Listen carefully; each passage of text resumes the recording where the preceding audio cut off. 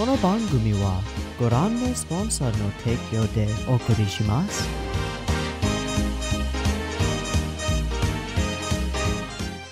Alrighty, welcome everyone. I'm Tiabu and I am here for Yu Yu Hakusho episodes 39 and 40. Before we get started, I can hear them. I don't know if you can hear them because I don't know if the mic will actually pick them up, but I can hear hammering noises from across the street because the neighbors across the street appear to be re-roofing their house. So if you hear any loud hammering noises that don't originate from our boy Kurama getting his body absolutely pulped by this big boy from the enemy squad, that's where you know where they're coming from.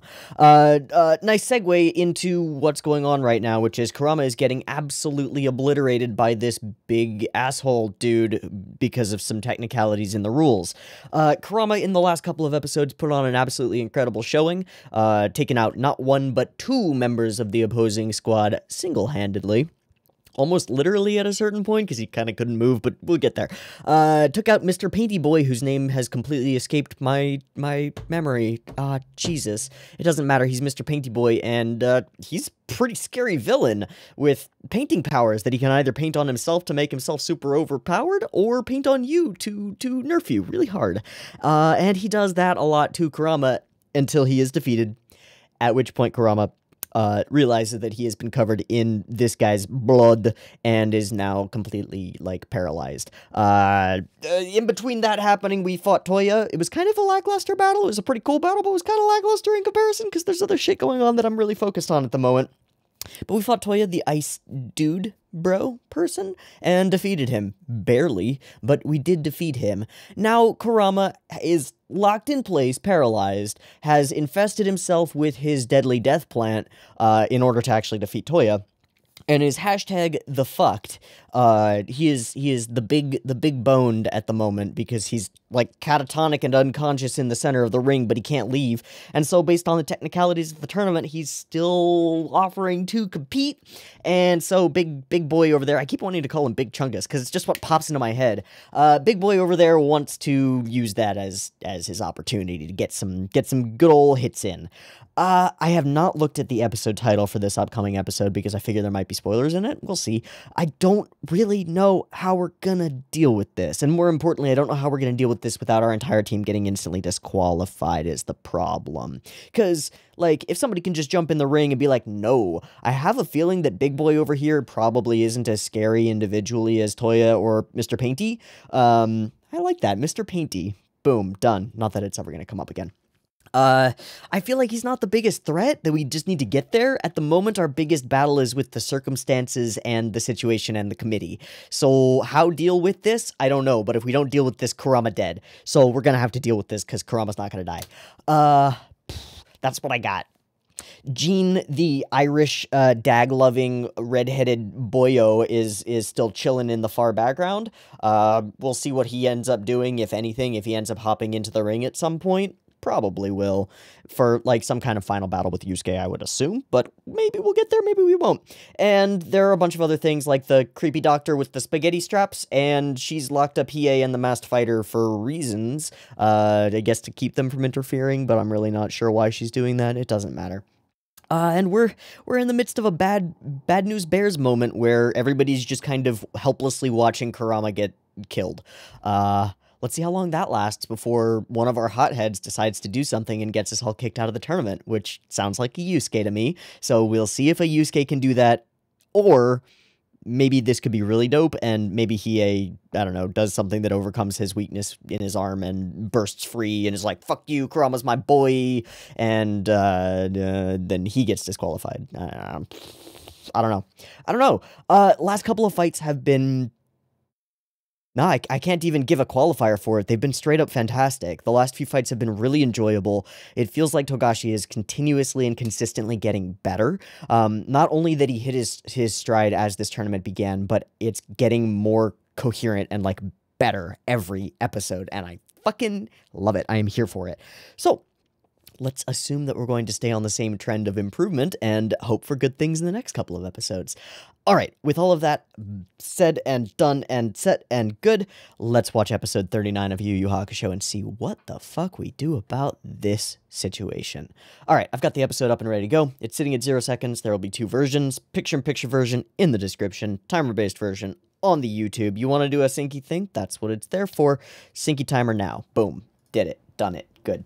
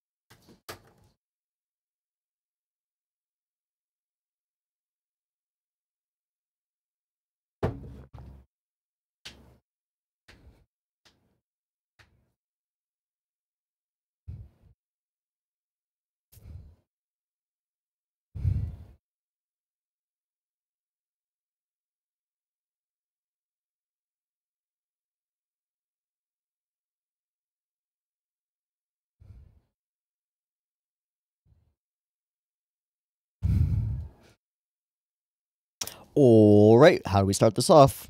With a recap! Who knew? It's always a recap. Team Basho, that's right. Completely forgot that. I knew that. Fucking crazy. Yeah, death seed in your body.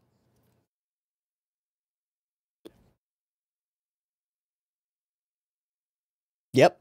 Yeah. I don't know what that says because I didn't look it up.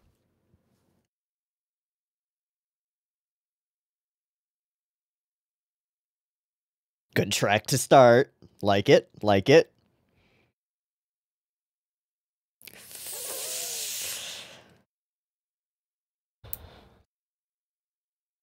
All right.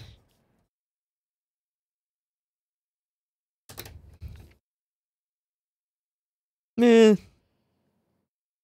Jesus, bud. Wow, even Koto's getting freaked out by that. Too much violence for the Demon Fox. Okay, that's how we know we're in a bad spot. Okay.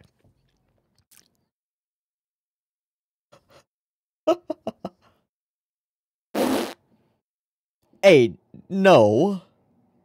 No.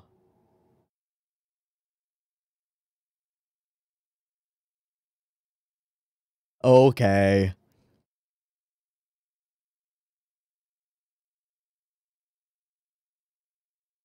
Oh, Yusuke's gonna Doosuke. That's a terrible line. But why? But you'll win. Oh, he's readying the gun. Wow. Wow, hold up. What was that? 320. How many cuts was that? Did I cut 4 times or 5 times? Well, did I?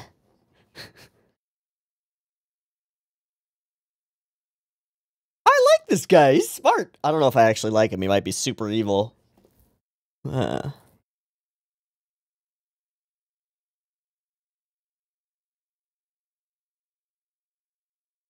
You also shouldn't be allowing your own lust for particular types of glory to dissuade you from the winning move. Fuck yeah! Okay, so we did it with just a threat of a spirit gun?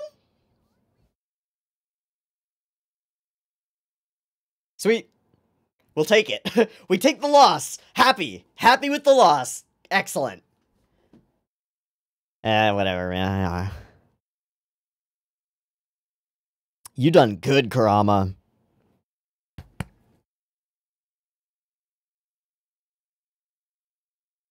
Where are you gonna even take him? Can you take him to the nurse person? Is she really a nurse person? Oh.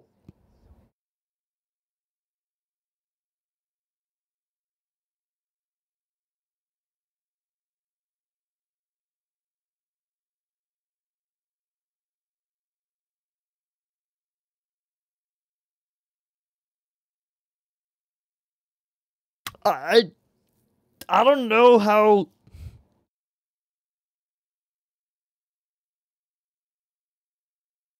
Hmm.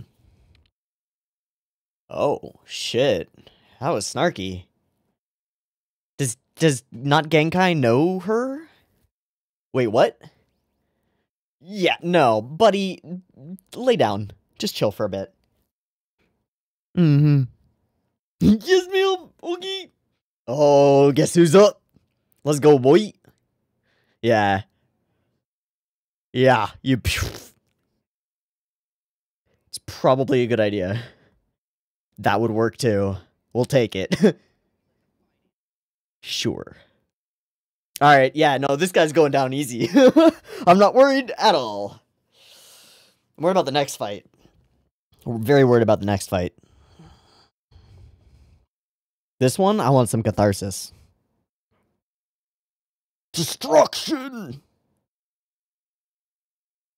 gonna become D1 over here.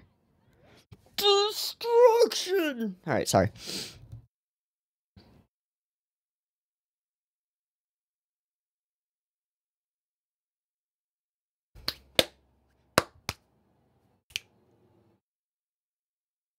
Wait, are you Toguroing right now? Are you trying to Toguro right now? You're not Toguro. Oh, it's some kind of sweat bullshit. You just lubing up?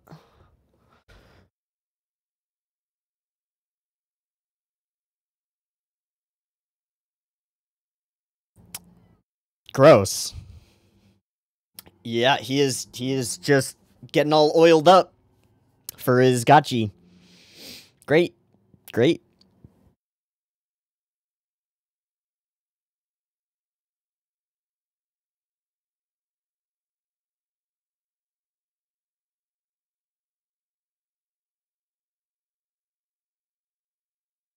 He should what?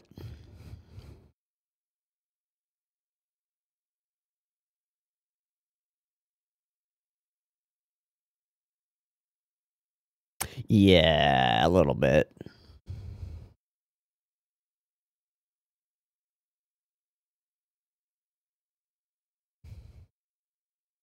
So he got oiled up until he popped and created white mist? Got it. Got it. Good. No comment.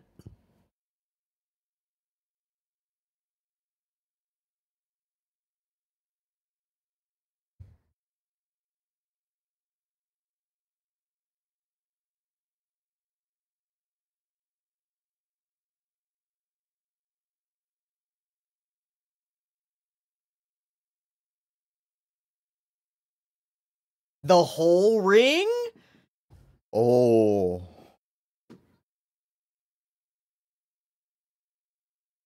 Oh. Good line. Uh-oh.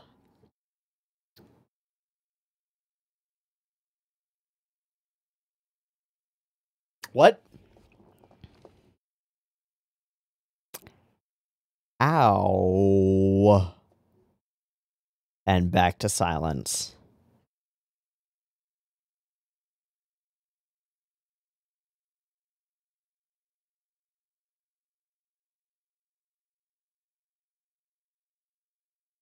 How is he moving so fast? What's going on? Just mist give him magical type TP powers? What's going on?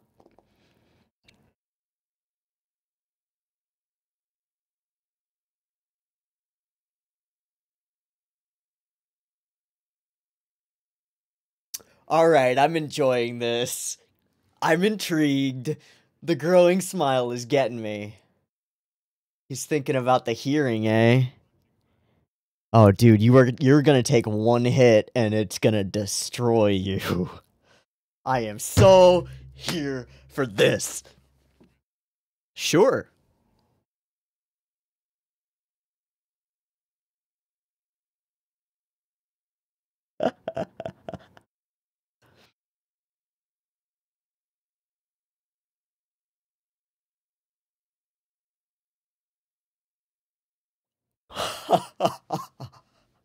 Ooh, true. Nah.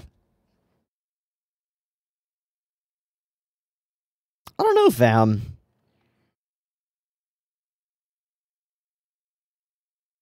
I think this one goes the other direction. Yeah.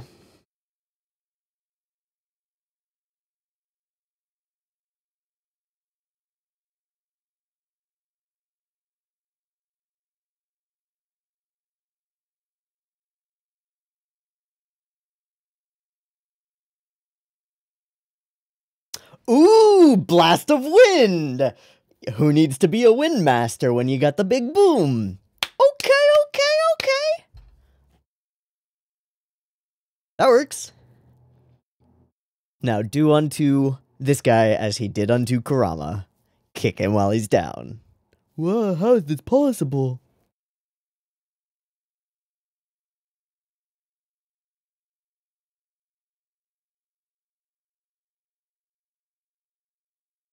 Alright, spend 10 minutes just like, again. Great. Sweet.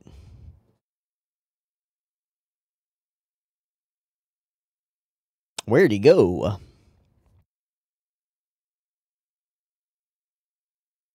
Oh my god.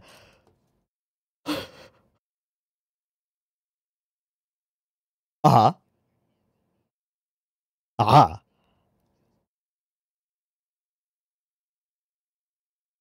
Well then. That went all the way in. Nice. Cathartic.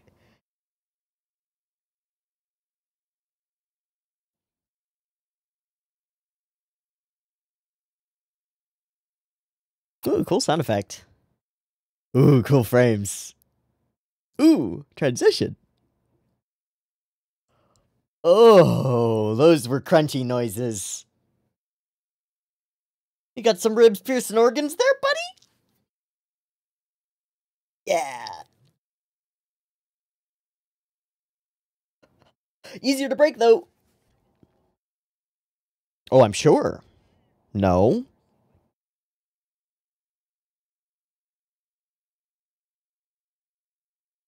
It was, though.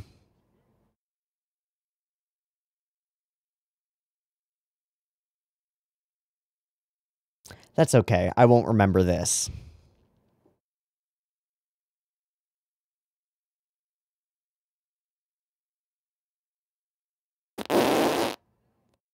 This is a fucking trap.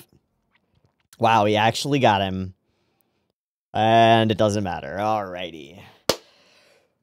Bad move.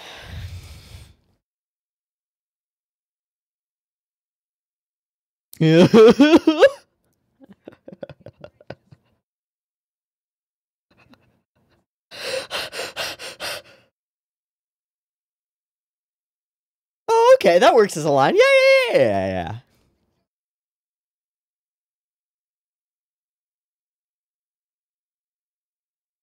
Hey, some fun cuts.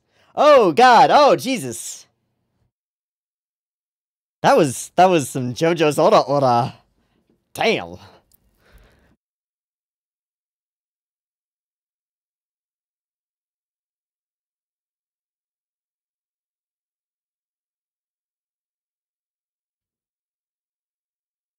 Well, 10. We're done here.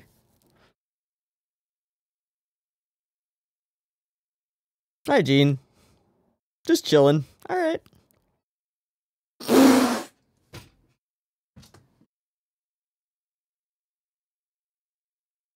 Fucking timing.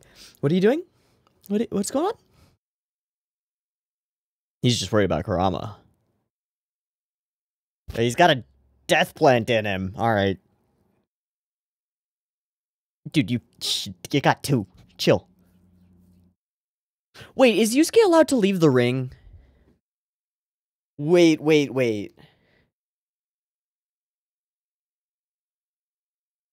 Yeah, you should be. You should be.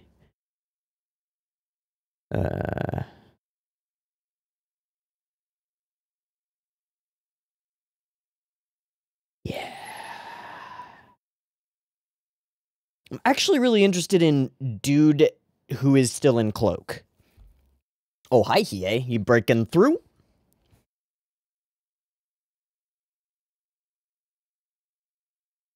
Okay.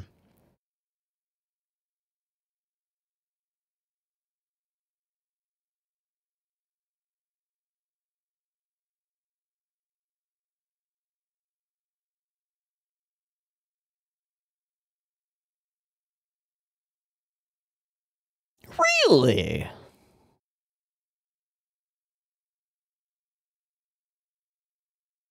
Hmm.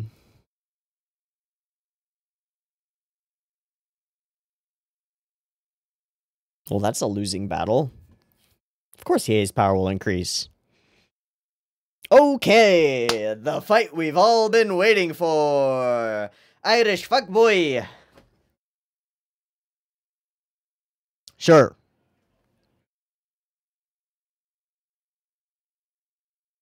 Until they do. Odd moment to Koenma? Yeah, okay.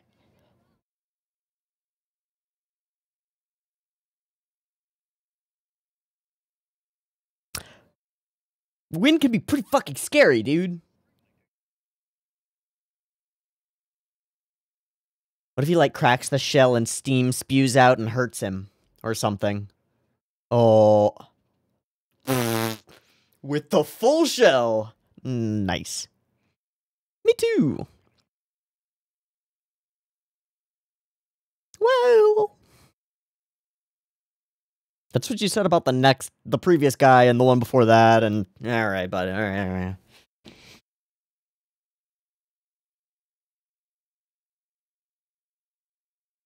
It's catchy, you know? I can't help it. What? You hitting on me?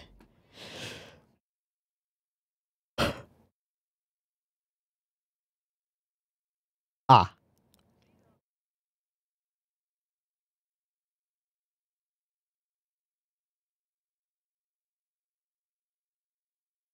He's fucking cute! He's like head patable. Except for the probable murder.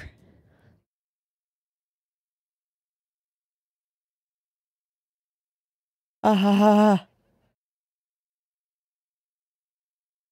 Cut to not laughing? No? Yeah.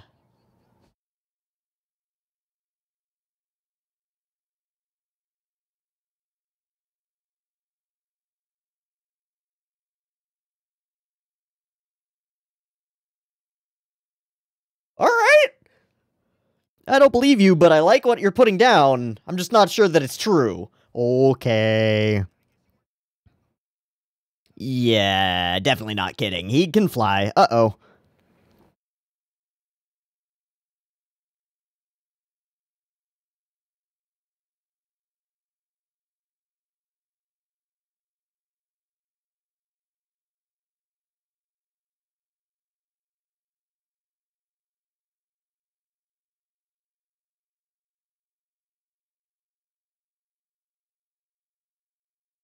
Yeah!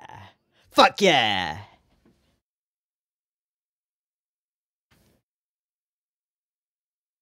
Oh shit. Oh hey, we are kinda animated here. He can just fucking fly. He's coming back down with a murder punch? Uh-oh. He can just fucking fly.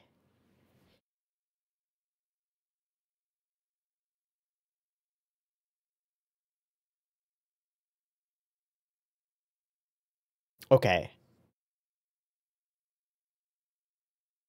What? What does that mean? What does that mean? And he's got the super hearing.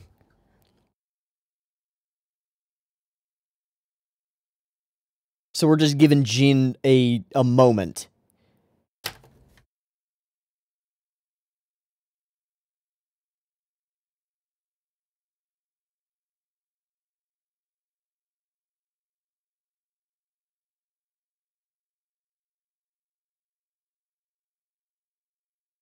Alrighty.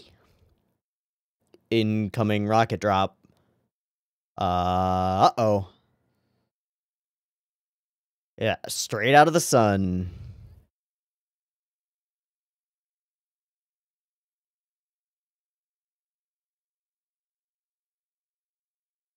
Okay, that's cool as fuck. That's just cool as fuck. Wow.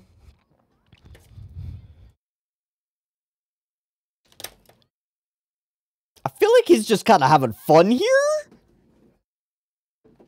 I think he's just having fun.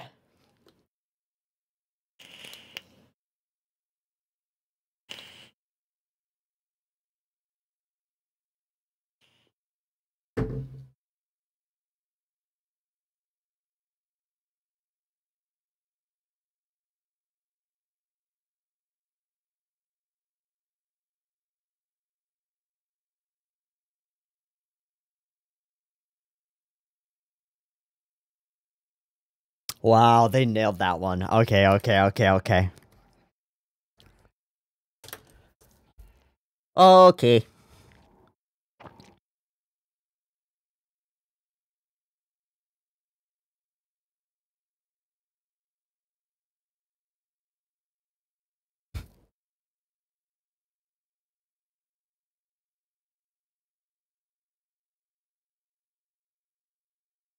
We got a friendly fight!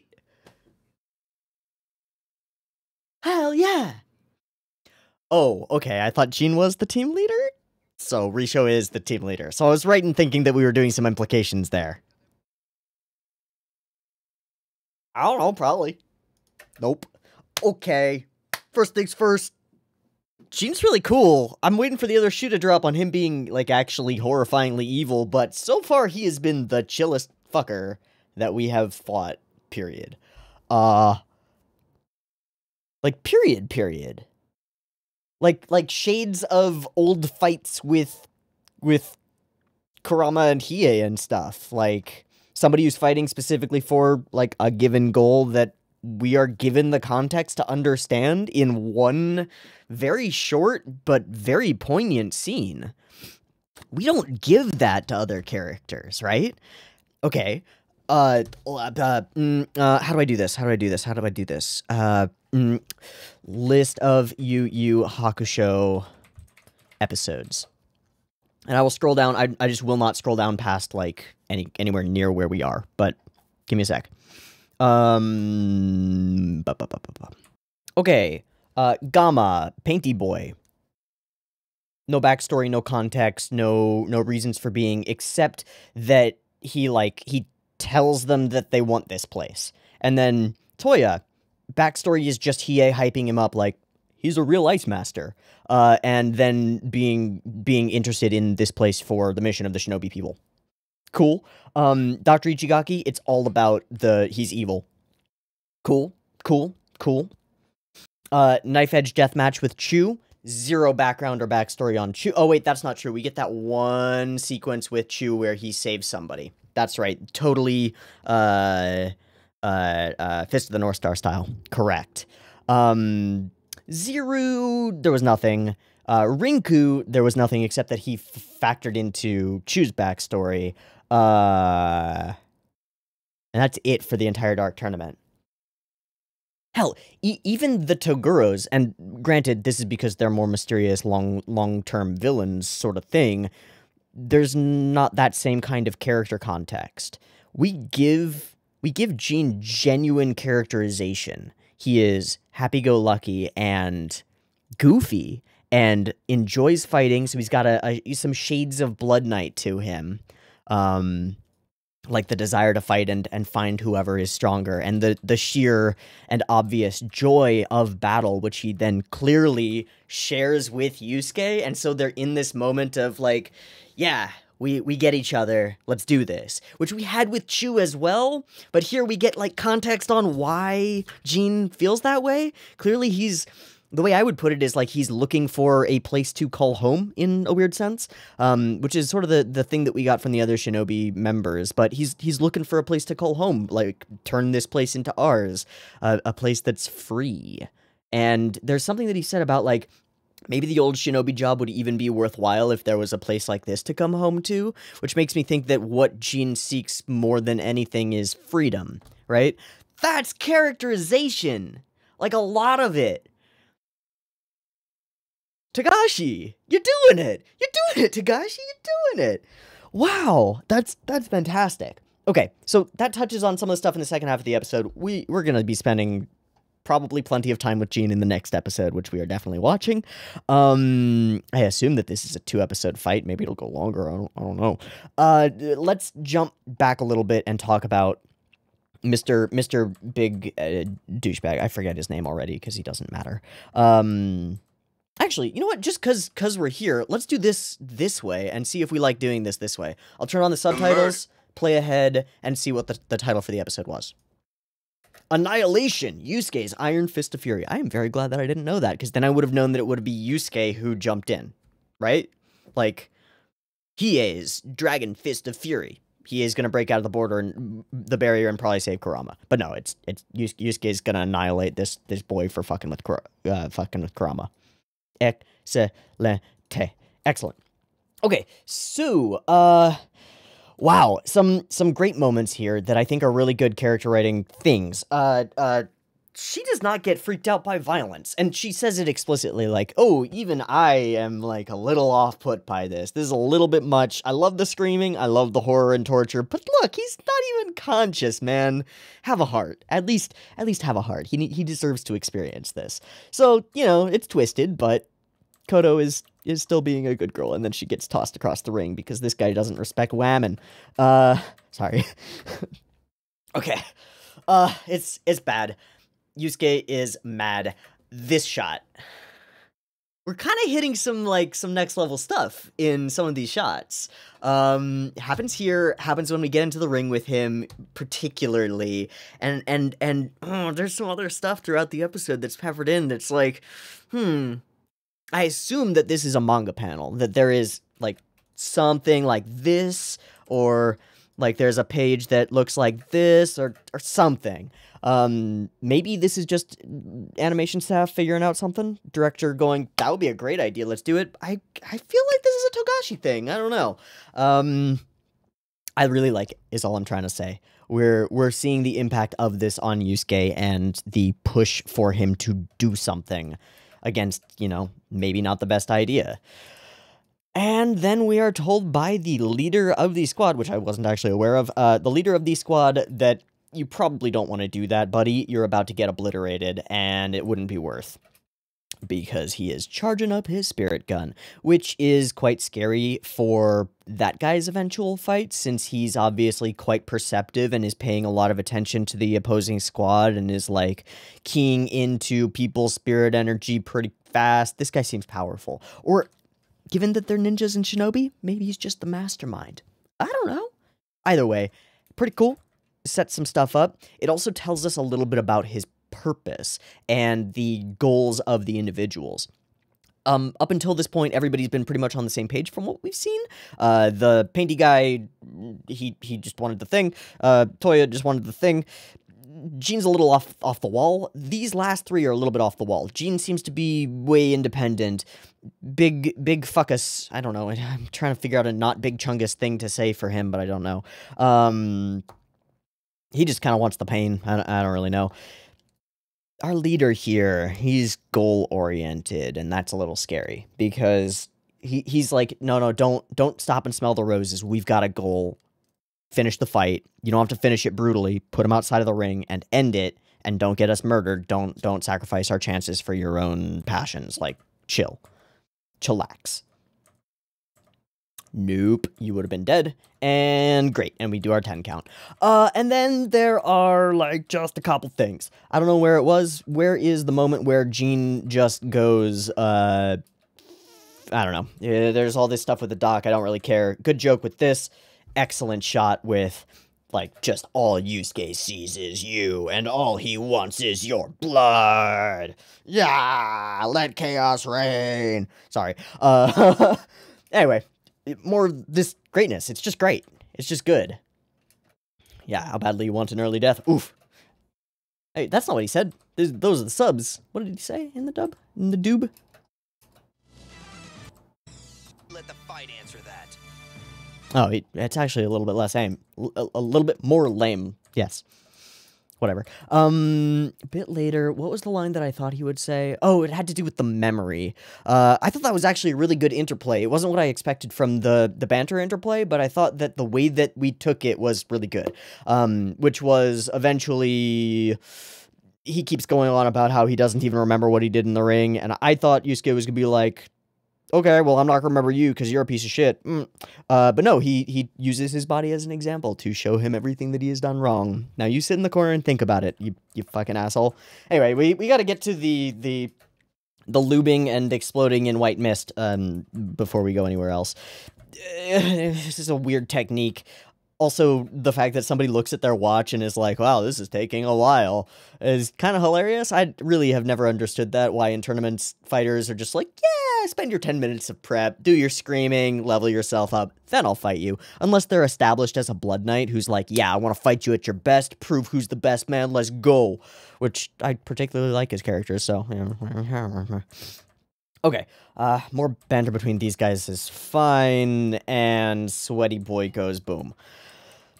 Welcome to the Mist. I don't really know how the Mist powers work, but that's okay. There are a few... Oh, shit, we missed the cut. Hold on, Mist... Cut. It was at 3:20. We gotta go back. We have to go back for this, because I want to know how many times we cut. Partly because of the Dirty Harry joke. Okay, yeah, he would have killed you. What? Hold, and cut. It's 4, alright. It's kind of weird. It's on a weird timing, I don't like it.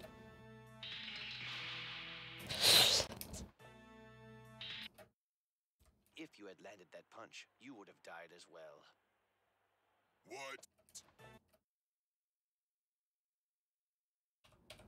First cut. 1, 2, 3, 4, 5, 6.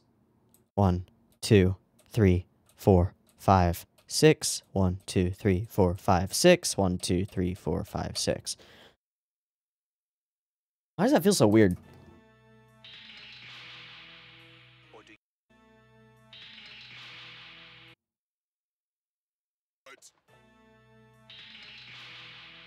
I don't know. Maybe it should be 3. It just feels off. Anyway, doesn't matter. We were like 8 minutes in and we got the Mist. Okay. I love this. I love this fight. I love this part of the fight. It's super good. Also, it's really animated. There are a bunch of wonderfully animated moments within it, and then a bunch more later.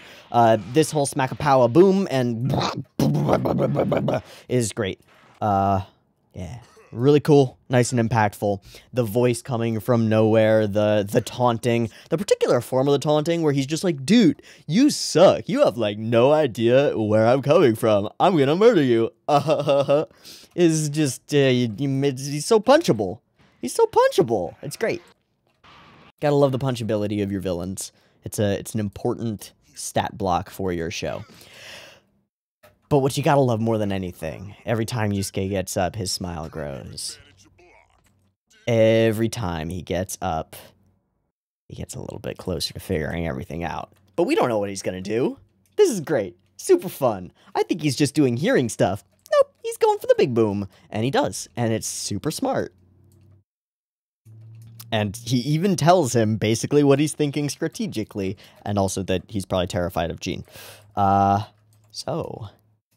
we get to it, we bring it together, and get ourselves a fantastically animated shot. Boom, bam, bing, bang, boom, and then an awesome explosion. Completely clear the arena, find the boy, and then everything gets colorized again into, where's Urameshi? And he literally teleports behind you. And we do this with like a pan over and then behind you. Which is really fun because, like, you know, he's not there and then he's there. It's, whoa, how do you, I don't know how he did that. I actually have no idea how he could have done that. Maybe this guy just takes up that much of the camera. I don't know. Man, did they put some impact onto this punch. It is. Oh, no, it's later. It's after the mid-roll. We get the real crunchy crunch. Yes? Yeah. Yeah. Yeah. Yeah. Yeah. Shatter Boy. Banter banter. Punchy punchy. Cracks a rock on his head. Pretty classic, like, oh no, I'm actually really sad about what I've done. Ah ha ha, I'll kill you. Oh, it didn't work. You really genuinely had no chance, and Yusuke is not gonna be fucking merciful. So we just pummel him into oblivion. We get some genuinely wonderful cuts of him, like, running away while being held back and then thrown. The momentum on all these cuts is really good. I genuinely wonder who is key animating these because they're solid. And then stuff like that. Like, what is that?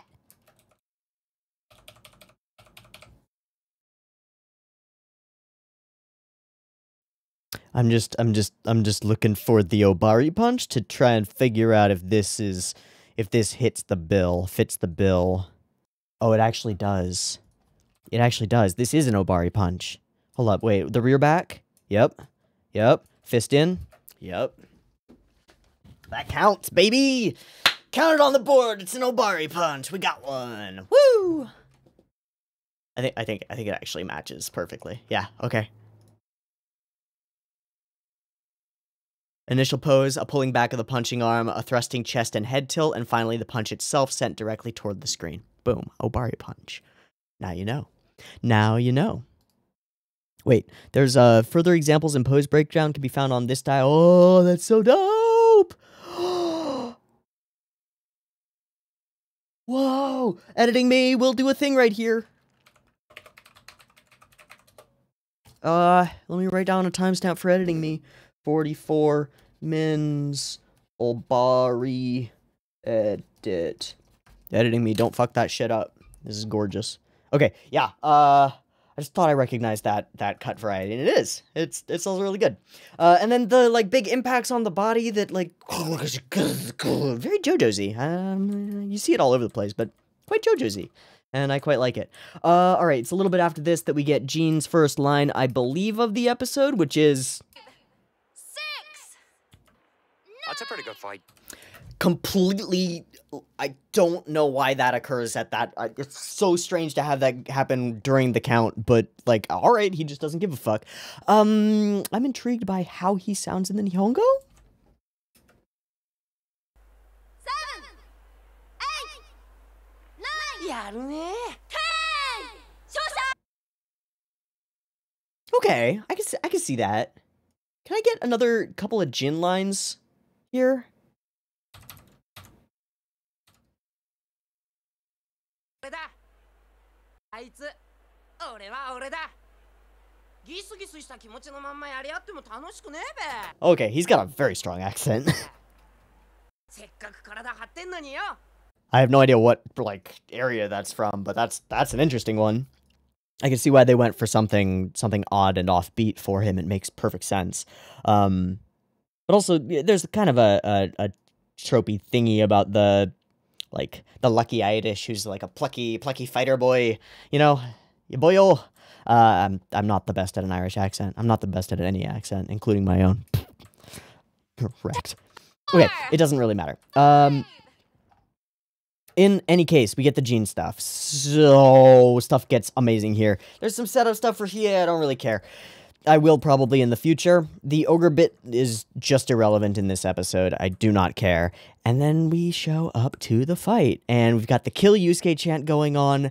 And the first thing that Jean does is specifically comment on the ruckus that people are making in the fight when he just wants to focus on having a good fight. Character moment. Interesting. And then he points out his pointy ears, which I have to wonder whether that will become some kind of useful thing that we maybe can do to mess with him. Like, can we make loud sounds and fuck with Jean? I don't know. Maybe. He seems to have super hearing. That's usually exploitable to some degree. And then we get this other dude in eye shot, and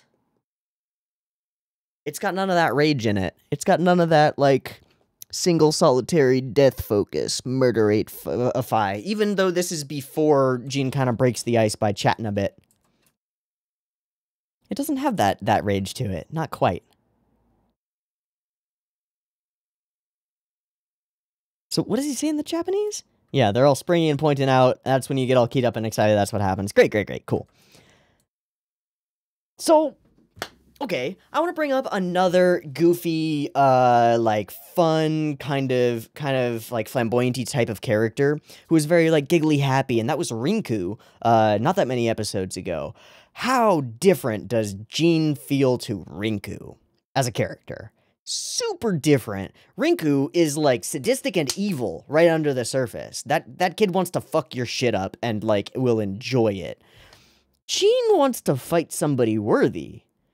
And that's clear, right? I think that's pretty awesome. Anyway. That was refreshing to me. And then there's some pretty interesting facial animation here. I don't know if it's necessarily good or if I necessarily like it. It's just kind of strange. And I think part of that is that Jean has very strange eye shape. He's got almost Hareme, but like they don't make sense. Very strange eye shape. So that's part of it, and a strange mouth shape too, and he's kind of just sort of rubbery, but it's not that same kind of rubbery facial animation that we had before. It's a little bit more, I don't know, westerny goofy. But there's some great facial animation all the way through. Anyway, fightin'. Fight with your life on the line. Do it well, and then we bring in the effects animation. And I think it's pretty stellar. I really think that all the wind stuff is really cool looking. And then there is a boatload, just in the setup shots, a boatload of fully background animated, high motion, high action stuff going on, and I think it's pretty fucking cool. So wind blowing everywhere means that every frame needs additional motion added to it to make clothing constantly move and hair constantly move, and that's not easy necessarily. Just makes things a little rough. And boop, I'm gone. Bye-bye. And so off he soars into the wild blue yonder, and has himself a little moment up here in the great blue freedomness. I want more of this. I want more of this moment. I mean, I want more of this of Jean and understanding what he's going through at this moment, but I want more of this. This is a thing that a character is doing that is not specifically related to the fight that indicates to us something about their character and why they are fighting, thus creating investment. It's so good. It's so good. And it's finally happening. This is great. This is great. Can I root for Jean? Maybe. That's the thing. Like, I don't know yet. Maybe I can. Even if he's up against my main character. And then I get conflict in myself, and that's interesting. Boom. Nice. Super cool. Anyway, he just takes himself a little breather, hanging out here. Yeah, it's nice. And we take a moment out of our episode to just pan around and show the beauty of this place, of Hanging Neck Island, the place where all these fucking demons have gathered for their murder tournament. And he's thinking about the beauty of the nature that surrounds him. That's different. That's kinda neat. So in the Japanese, he seems a little bit more straightforward. Such a nice island. I'm gonna make sure I get this island. Yippee-dippy-doo. Alright, so I'm coming down. No worries. And whoosh, does he come down. Smart tactic, coming straight out of the sky. And it's at this point when we do the full, like, flying down from up on high, Jean is incoming with the airstrike situation that I just go, I'm not analyzing anymore. This is just fucking cool. I'm just here for it. Because we got a dude who's just flying around being a super wind-powered boy. Yusuke just came out of one fight. He's a little bit down on power. He just blew up like half the ring with his spirit gun to clear the mist. We got an interesting fight with an interesting character who I don't find outwardly and obviously horribly malevolent and malicious, which is pretty neat and pretty different from the ones we've seen before. He's got goals. He's got, like, things that he cares about, and he likes fighting. I'm into it. I'm super into it. And then we can go back to a little bit of analysis because there are some amazing background animated shots like this one.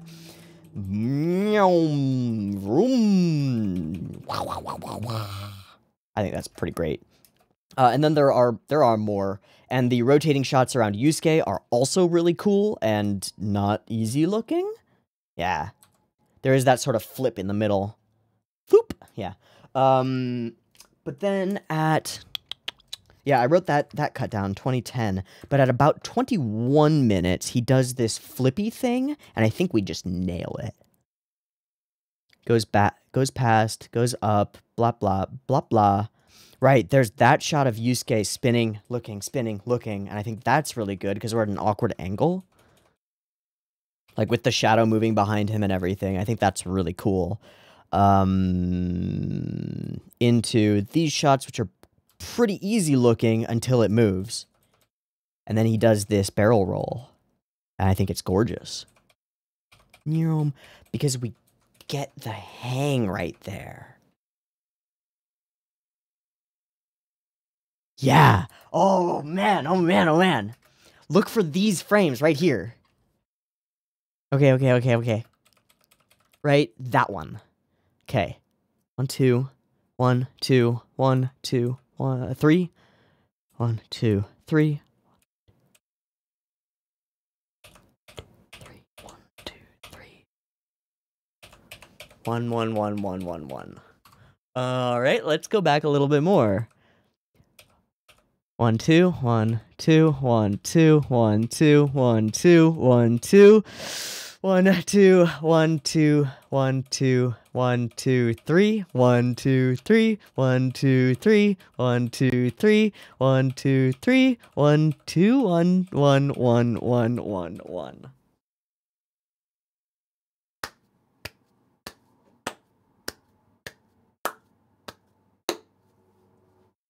It's beautiful. It's fucking beautiful.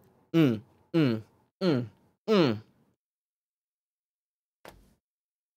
I'm talking about the number of frames between changing frames, right? How long do we hold each frame? And the answer is that we animate the entire cut on 2s. Except when he hits the hang of that barrel roll, we jump to the 3s. And then when he comes out of it and we're kind of close up on his face so we can kind of fake it a little bit and just move his hair around kind of fast, we drop it to 1s. So, we get zoomy, hang time, zoomy. Imagine yourself on the loop of a roller coaster, right? Up, woof. Who is responsible for animation direction on this episode? 'Cause they know what they are doing. Who is it? I don't know, but I want to. 'Cause that's like the best result that I've had from a frame by frame in a while. I'm happy. Okay, I'm gonna ANNify ANN Yu Yu Hakusho for episode 39 and check out exactly the question that I just asked, which is who was in charge of animation direction, and I will pop back for storyboard and episode direction in a moment because I'll get there. 39. Wow, I actually just hovered right over the correct one. It's Saburo Masutani. I feel like we've episodes 1, 3, 8, 11, 20, 27, 34. Okay, yeah, we've definitely looked him up.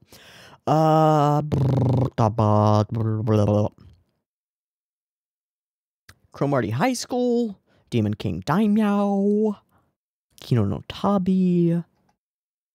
Like nothing that would indicate to me the animation talent that I obviously see. What? How then you... Okay, we take it. We take the win. It's really good.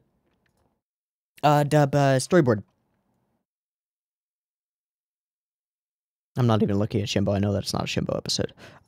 39, Kazunori Mizuno, and episode direction, also Kazunori Mizuno. All right, we've looked him up multiple times. Some Bleach stuff, some Naruto stuff. We talked about him before, all about the Naruto stuff. Okay, that tracks. I don't know who's responsible for that particular cut, either as the animator themselves or the one who put it together and like decided how the frames should be, but that cut is really good. In fact, I'm just gonna slow it down to 0.5 and just like let it play really quick. Oh, timing! I love it. I really do. How does the sound effect match up?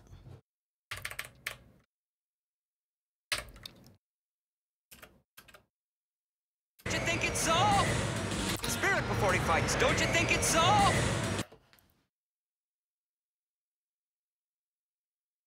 The VA kind of knew. The right spirit before he fights. Don't you think it's so?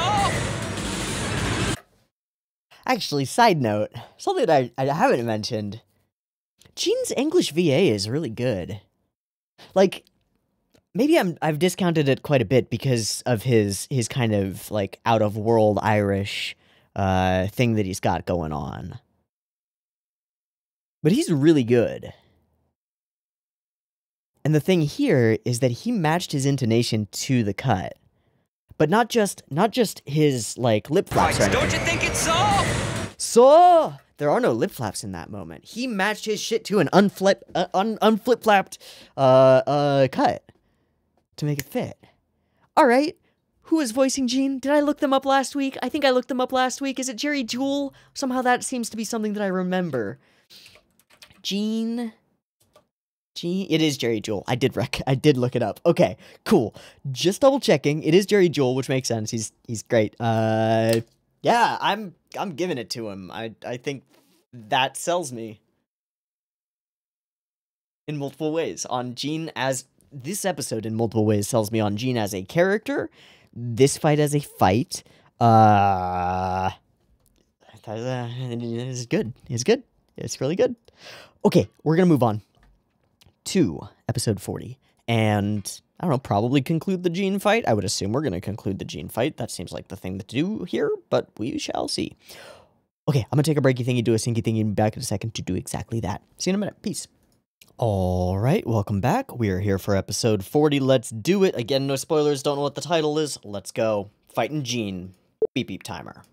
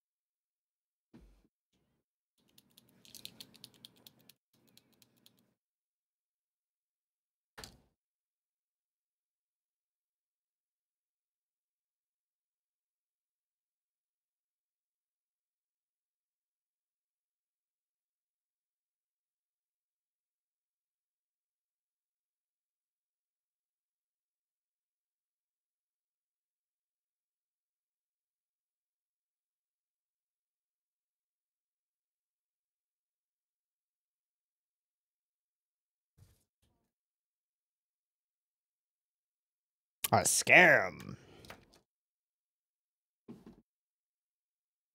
Like a boss.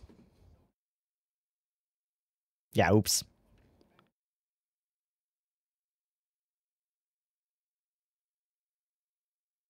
By ending his.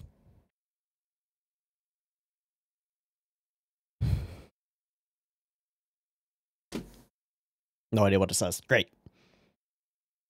All right, flying boy.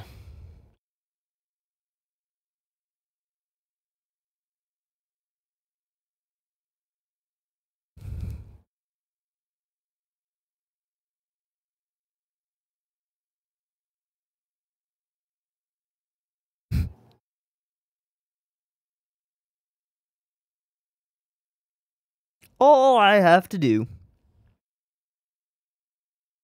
All right, here we go.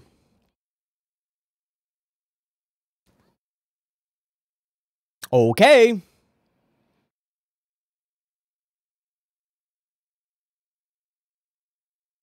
Okay, back here. Maybe. Or he's creating a tornado. Or that. Maybe just a distraction. We take those. Okay. Oh. Oh. Did he seem really floaty right there? I'm wondering if that's an animation thing or a gene thing. Yeah.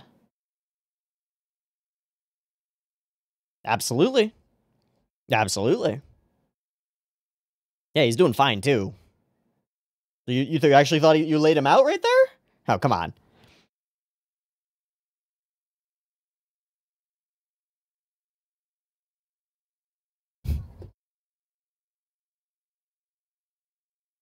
Whoa!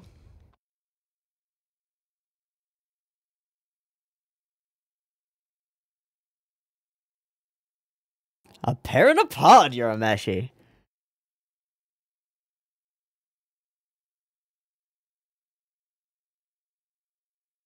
Yeah. Yeah. Yeah. Oh, okay. Having a good time, man. Yeah. Yeah.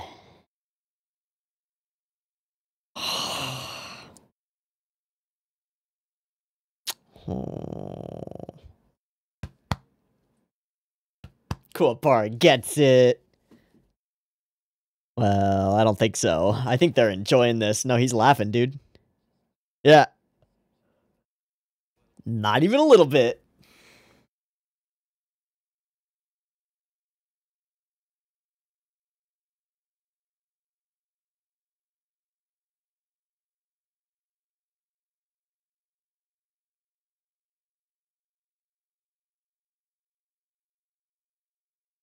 All right, sure. That's absolutely true.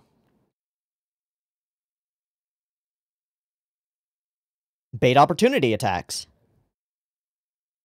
Okay. Okay. All right. Uh-oh. Nope, I see a wind-up. I don't like it all. Mm-hmm. Yeah. Caesar?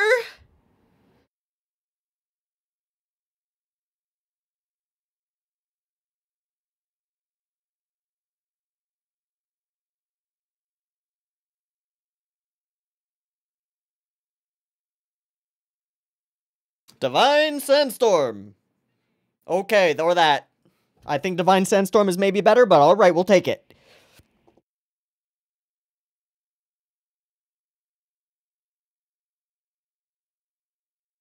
It appears pretty fucking powerful, so... Gosh, some of the effects animation is so cool. Laughing as he goes. I love it. Get the fuck out of the way. It'll still tear you up. Yeah.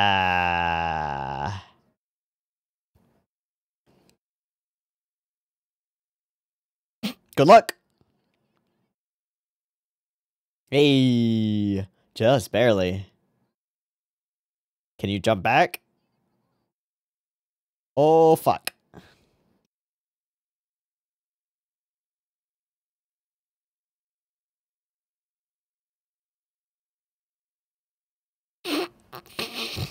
Kill this guy. Kill. Okay.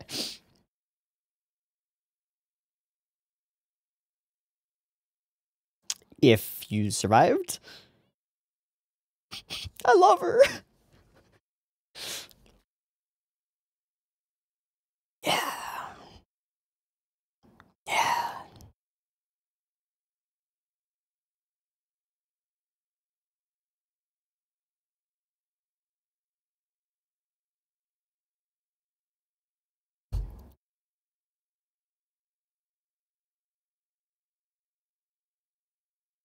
I don't know, Mud.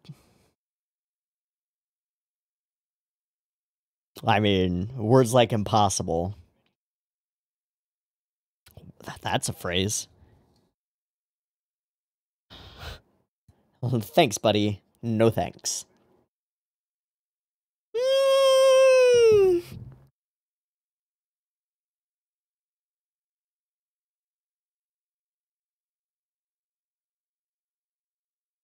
Sure.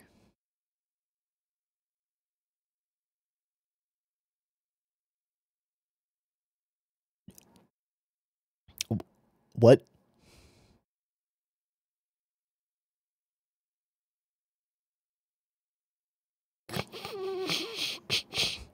Very noble. Yes, indeed. All right. Good. As it should be.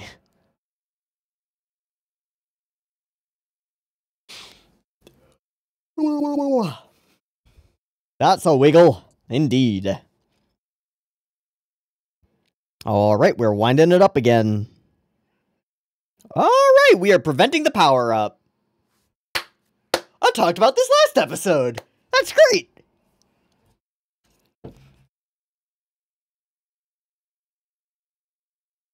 Hey, we're having fun here, too.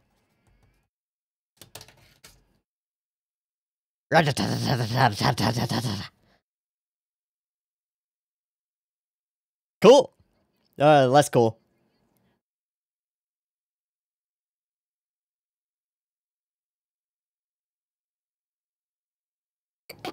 Yeah.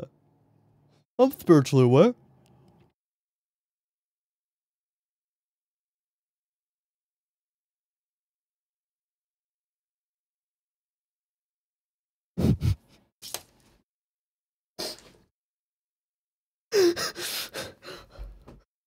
I'm stealing that for somewhere.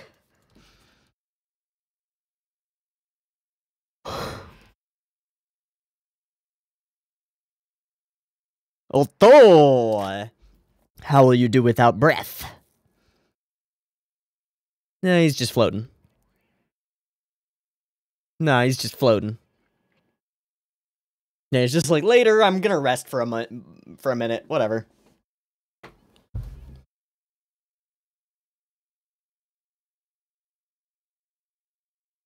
What about routine?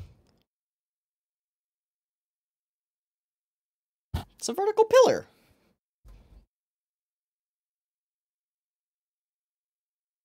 No solid surfaces. Shit.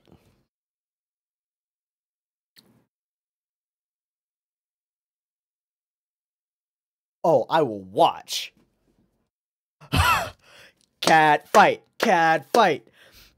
Fox fight. I don't know.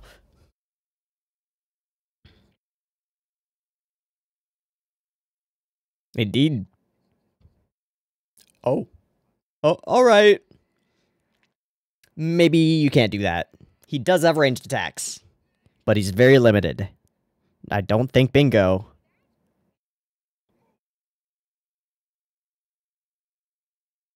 He's just gonna dodge it. He can just dodge it. Yusuke is super limited in how many of those he can throw. Right? This is pretty easy. Weak mid-roll. Weak mid-roll! That's okay.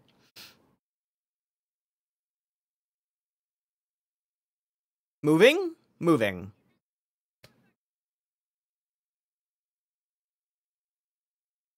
Probably. Okay. It seems like a lot more effort than was necessary to move, like, than to move, like, 3 feet to the left. Right? Whatever, it's pretty impressive.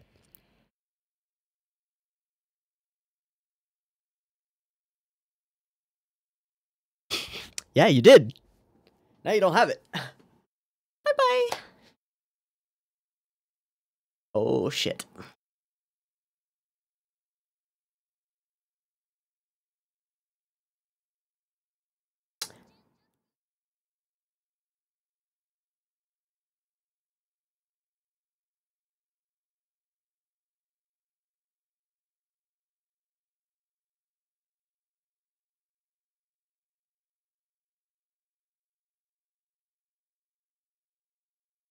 I wasn't aware that spirit energy worked that way, but okay.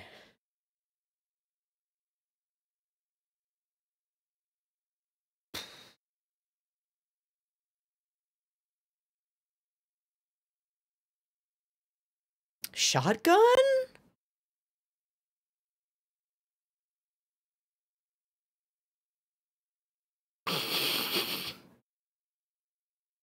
Hey, we got a new chant! I like kill Yusuke better. Alright. Okay, Yusuke, cut. Nope, okay.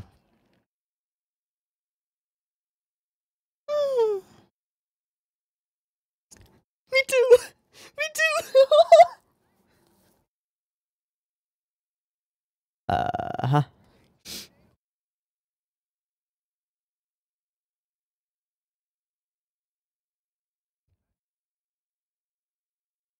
Hmm?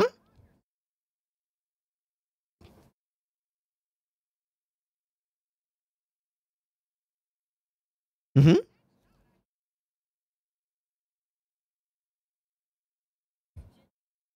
And he can't use his short range attacks because Jin can fly. Spirit Gun's always a waste of time.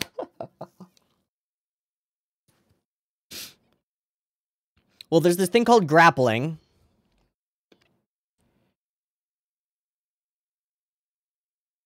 Are we building up to a Hiei step in here? Like, what's going on?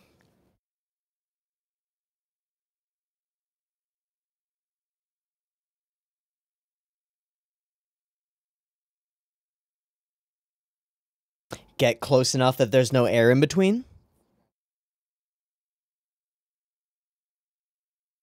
Please do.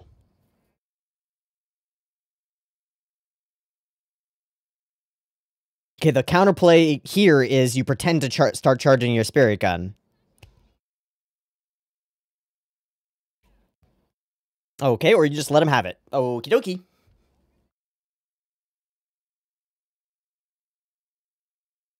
Hug him. Hug him, shoot him. But that's self-destructive. Good man. No, wait until he's using his energy to attack. Shoot him point blank with a shotgun. Boom, boom. Gotta take the hit. And it's the first thing that Yusuke did in the entire fight was take a hit to get a hit. Bringing it around. Yeah, boy. Yeah, boy.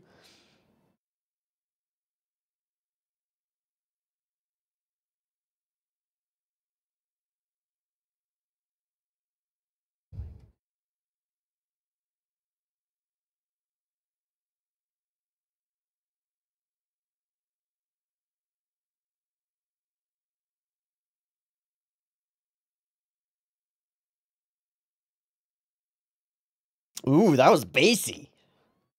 Bye, Kodo. Bye, Botan. Bye, fucker spectators. Bye, Spaghetti?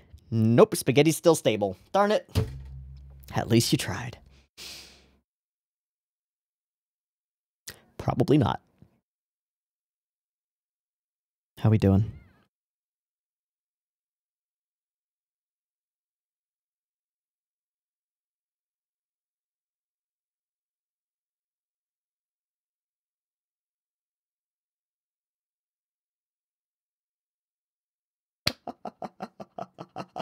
I don't think that's the case, buddy. Where's Gene? I don't think he's incinerated. I think he's flying.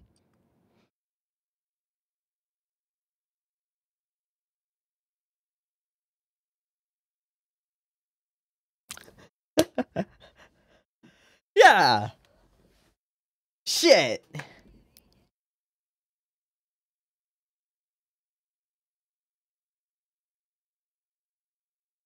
Aww.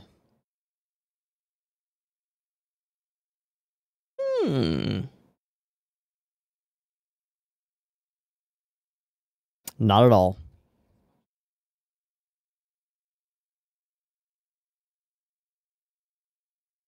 Thanks, EA.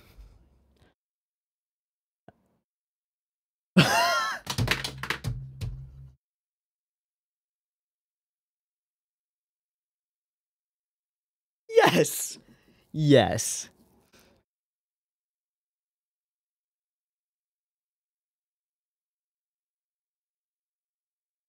Cool, cool, cool.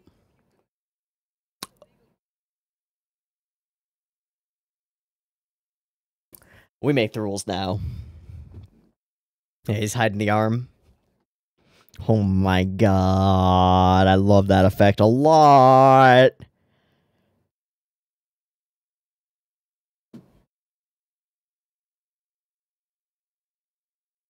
I love that a lot. The painter, click, click, click, click. Very cool.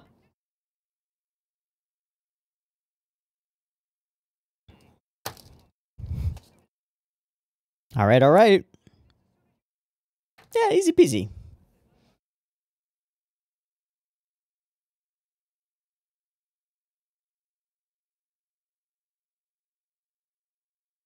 All right, here we go. He's going for 2. Uh-oh, that's a Divine Sandstorm.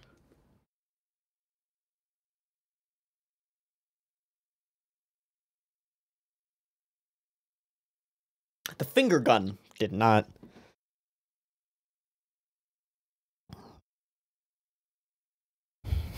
Pew pew! Pew pew pew! Shotgun? I actually have no idea what he can do here. Are we building to the end? We might be. Am I gonna have to watch another episode?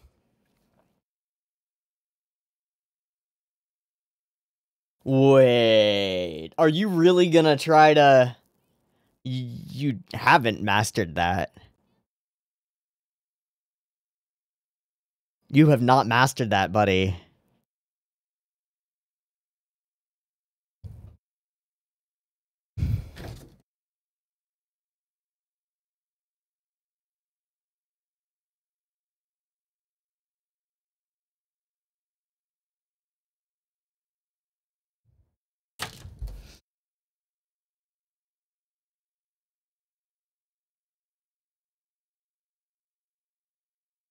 Of course.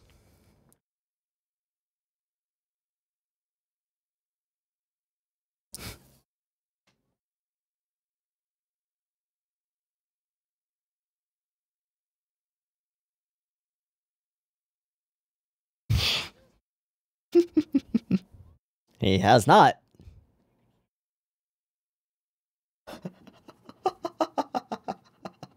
Okay. I mean, would that help? Alright, Toguro, just watching, waiting.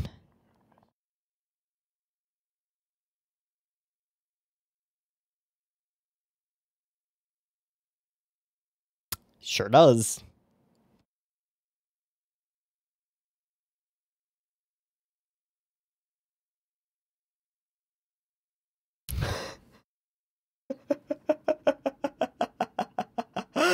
Wiggle, wiggle. Wiggle, wiggle.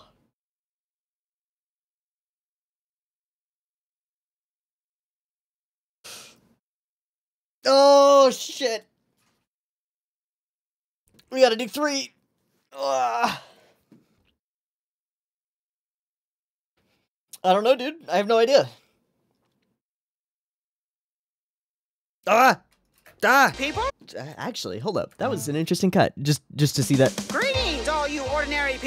That was an interesting cut. We're gonna keep an eye out for that one because we're gonna watch another episode. I can't not watch another episode.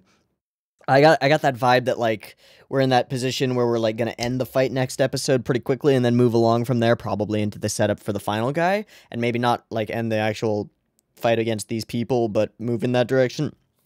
I feel like we need to watch one more, and so we're going to. I'm happy doing that. It's relatively early, and I've got the energy, so no sweat on my end. All right, this was a pretty fun episode. Good fight between Jin and Yusuke. I do think that the setup for the fight has maybe overshadowed the actuality of the fight as it progresses, but in general, a well put together episode with good fighting stuff and characters who I genuinely like. The one-upsmanship of revealed techniques back and forth, I use this, I counter with Spirit Gun, I counter with 2 of them, get fucked, is pretty fucking fun, and I like it quite a bit. The other things are like there's some meta elements that are going on here that are really cool. Something that I rather rather flippantly like dismissed in the previous episode was the idea of just letting your opponent's power up. And I just said it offhand. I had no idea this was going to come into play, but hey, look, it does. And so I'm gonna capitalize. Allowing your opponent to just power up, to scream, exude their sweat, create sweat bombs, whatever, is fucking stupid. And anybody in a martial arts competition would never let you do that if there's anything on the line and it actually matters. Unless there's like a severe honor system dealio, and we're going, again, like, I want you to fight at your best because that has value to me personally. The reality of it is, if somebody's charging up their super attack and they need like 10 seconds to do so, and you can walk over and punch them in those 10 seconds... you don't let them charge their super attack. Easy. So we learned that a little bit later, and we just go for the bum rush, and it works. It's great. It's like the greatest. And then Gene actually has to adapt his strategy, which is super easy for him because he's just like, you can't reach me if I fly, so get wrecked. I think that's really cool. Other more general thing that I just want to mention, I think some of these painted effects look so good. Jesus, I think this whole wind tornado looks so goddamn good. Particularly, I like the choice of where we have edges and like edged lines versus just like painted edges here. Really helps create that wind effect. We've seen it before on like Seizu, whatever the frost dragon dude was with his whooshy whooshy.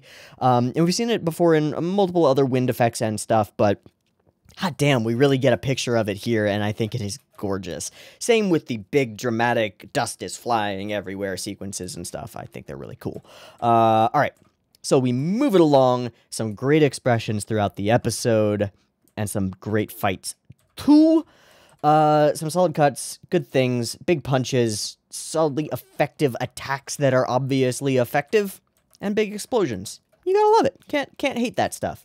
Then there are Kuwabara being really perceptive and understanding the two of these individuals and why they're fighting with each other. Kurama adding in his own little giggle, even though it pains him. It's a really cool character moment.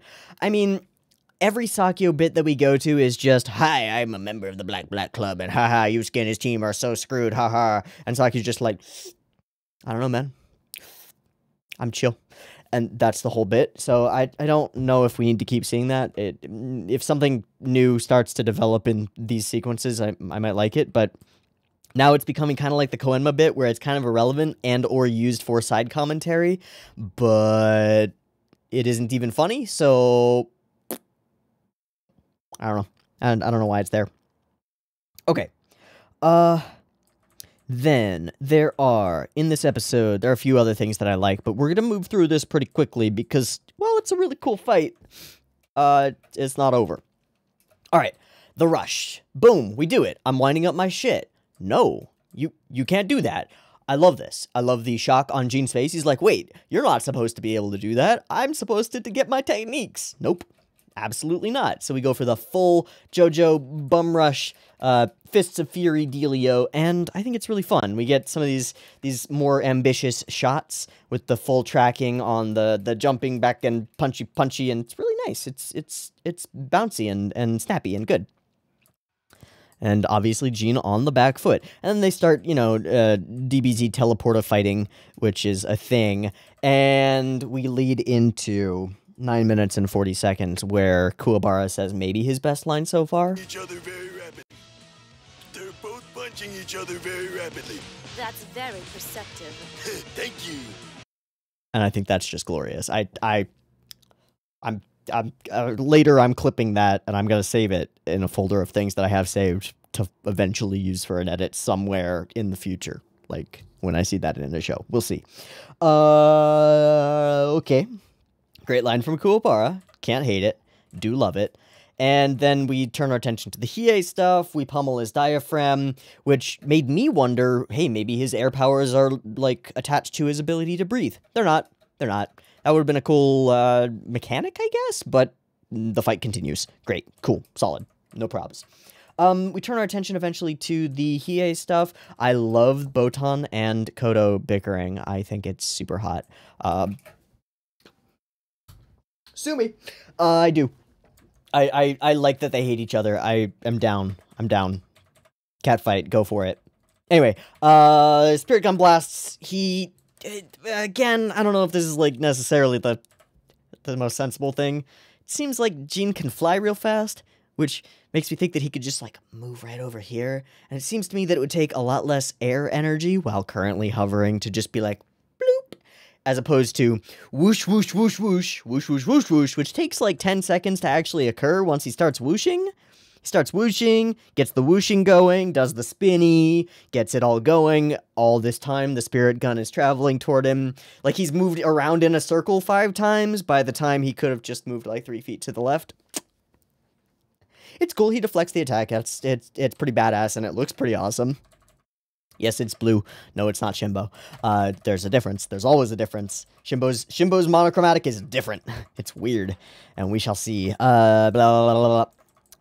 Yeah, there's this stuff about the Koenma wants air, I guess. I don't know. And Botan is angry. Turn our attention to the Hiei stuff, and the Hiei stuff gets dope because he starts to get super angry. We go for the very last possible attack, and I love this frame. The slide in of... Yeah, it's actually a cut-in of the Hiei side with the red on it, and then the Genkai side with the other stuff on it. It's just nice. I like that a lot. And this whole sequence works very solidly. I think that this iteration of the Spirit Gun yell has some oomph behind it. Spirit Gun! Yeah, in that first syllable, he's got like a lot there, a lot of scream in it. Yeah. Wonder how many takes he had to do with that. Would have ruined his throat. Worth it. Super worth it. So everybody gets blown back. Koto gets blown away, audience members get obliterated, and a bunch of shit goes wild. Koto's cute, not knowing where everybody went, that's fun. But no, Jean's fine, and it's bad. And it's really bad, and now we get 2 whooshy tornado whooshies. And so Yusuke is going to be forced to Spirit Wave.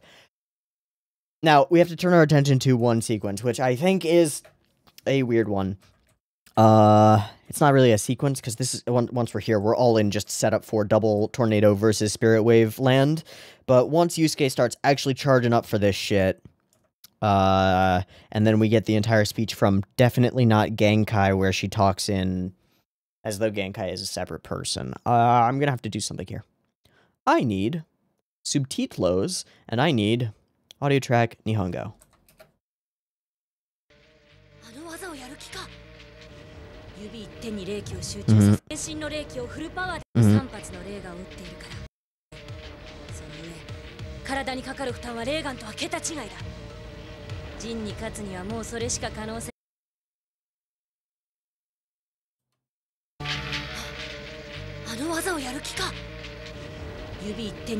Okay, so never at any point in the Japanese does this individual actually refer to Genkai at all.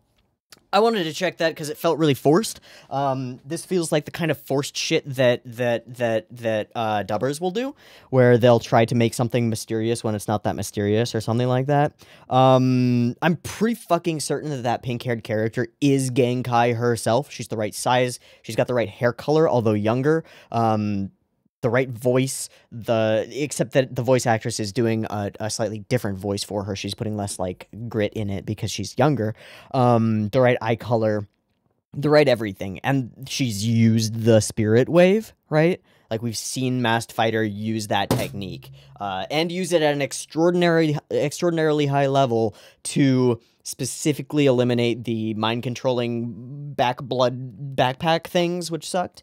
I'm pretty fucking sure that that's Genkai, so I'm also pretty fucking sure that the choice by the dubbers to have this individual refer to Genkai as though Genkai is a separate individual and like really force it is a bad decision. I just think it's a foolish decision because it muddles the waters when it's unnecessary. Unnecessary red herring-ing. Does that make sense? I don't know if that makes sense. I don't like it very much. It doesn't really matter. I'm pretty confident in my take that is probably Genkai herself, and the fact that the dubbers just added, oh, that's Genkai's special technique. I know for a fact that Genkai has never...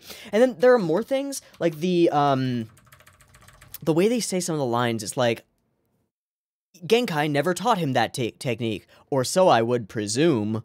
It's a little weak. It's a little fucking weak. Audio track, English. Yeah, here we go. But I know for a fact he's never used its full form. She still doesn't believe it, I would even venture to say. Yeah, she still doesn't believe it, I would even venture to say, Was right? ready for it. She still doesn't believe it, I would even venture to say. Super forced. When the Japanese dialogue is entirely talking about, that's a really difficult technique, it puts a lot of strain on your body. She instead talks entirely about, Genkai doesn't believe that he would be ready for that kind of thing and hasn't actually taught him the thing, I presume. It's Genkai, I'm pretty fucking sure. Okay, cool. We're in the middle of the fight. I expect that this fight will continue for the next half of the next episode, and then we've got set up for the final boy. I don't know if Yusuke could be ready to fight for the final boy. Maybe Hiei can come back in? Kuwabara probably can if he can get off his back and not die. I don't know. I don't know how this can go. But I want to watch the next episode and find out. So, I'm going to take a breaky thingy, do a sinky thingy, and be back in just a moment for the next episode. Okay, let's do it. Peace. All right, welcome back. We're set and ready to go for episode 41. Let's get into it. Final fight with Jean. Probably, I assume we're getting to the end of the rope here. Let's find out. Beep beep timer.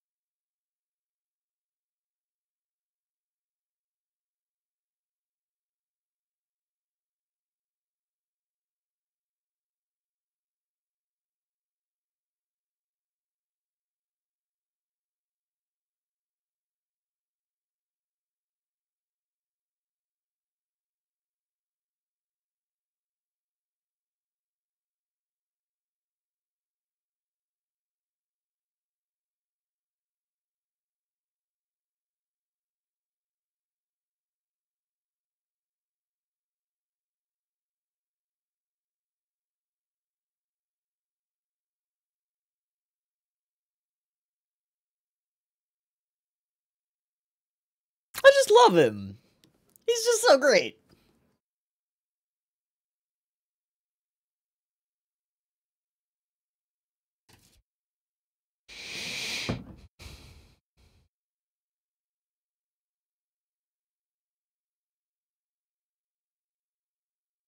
Spirit Wave. I have no idea what that is.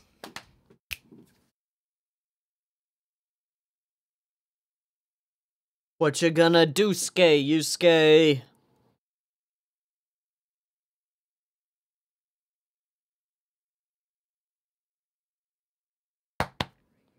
For sure, man. Yeah, you're both whipping out your big guns. Do it. Oh, shit. We're going in. We're going hard. We're going ham. Just posing.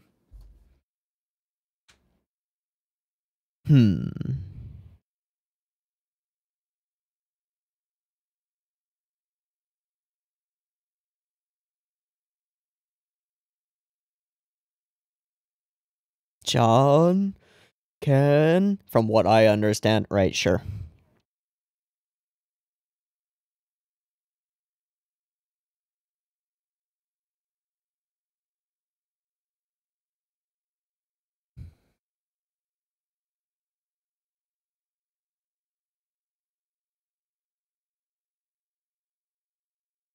What's with these cut to close-up zoom outs?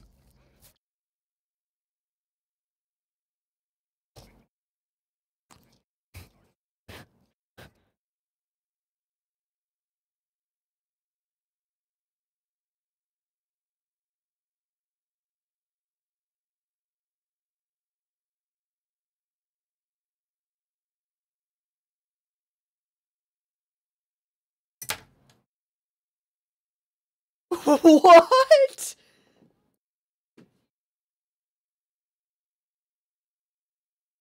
All right. Well, that was animated. Oh man, they're just grinning. They're just loving it. Yeah. Yeah. Yeah. What was that? What was that transition?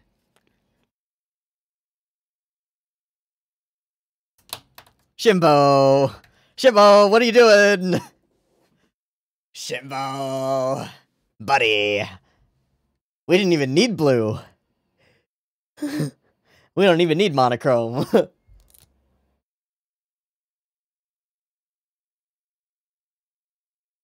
He fucking caught it. Hey, there's our monochrome. It's Shimbo. Oh my god.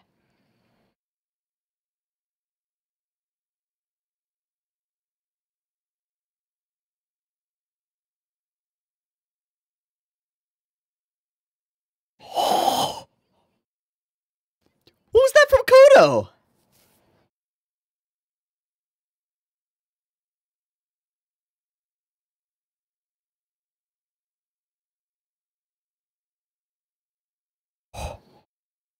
Ooh, ho, ho, ho. Oh, Shimbo. Okay, okay. All right, okay. Just throw all the techniques, one after another, right there. Boom. Holy shit, buddy.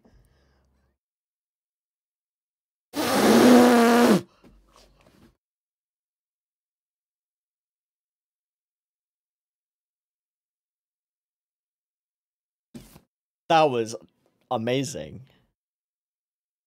Kodo, you're beautiful.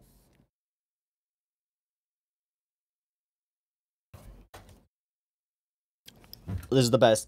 This is the best. Best episode. Oh my god, what was that?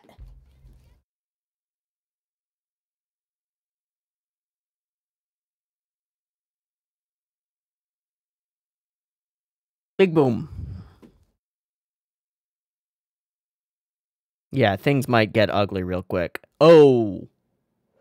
Because he's falling. Uh-oh.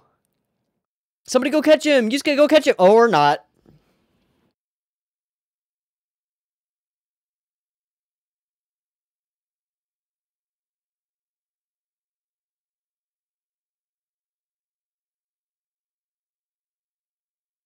No choice.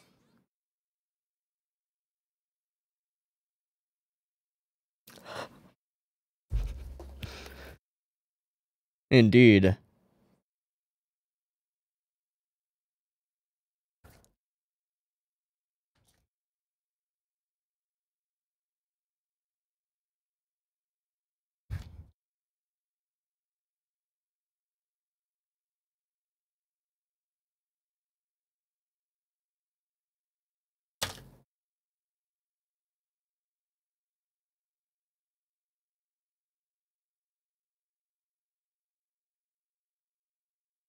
Tell me he gets back the fuck up. That would be insane. Oh, God.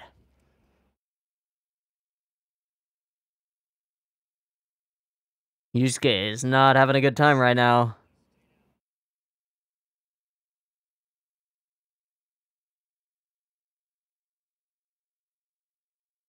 Uh-oh.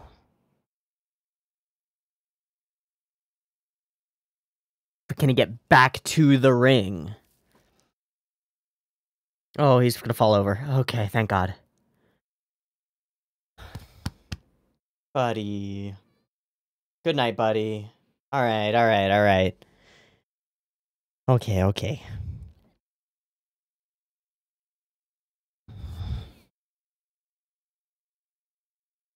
Isn't that their third win? Because they lost one and we're out of 5?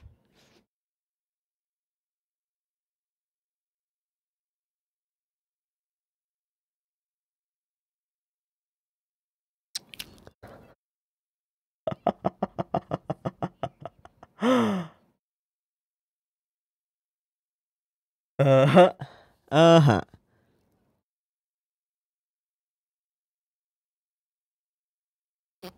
Fair enough. Go run into Sakio, maybe. Oh, he's running. Well, there's one remaining. Ah, that's where he was running. I see.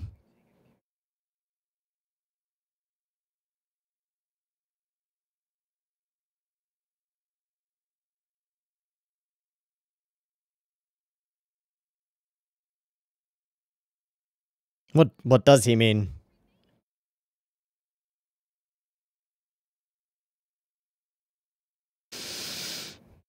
What?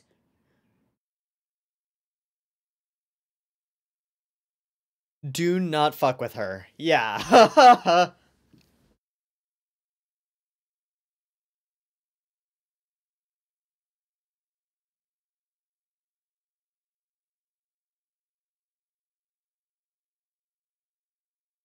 Well, shit. Oh, hey, there's a TV, though. Alright, what's under that mask, bud? Yusuke's tapped. Yeah. Okay. Alright. Kinda skeezy.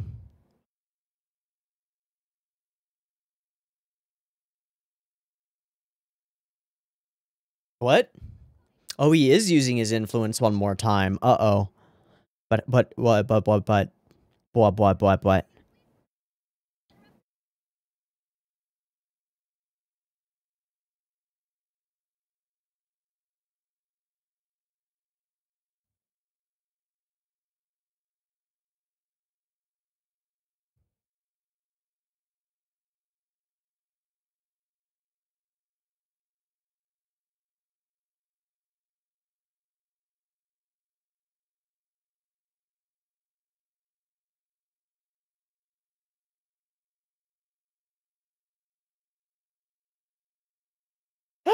She went a little British there again.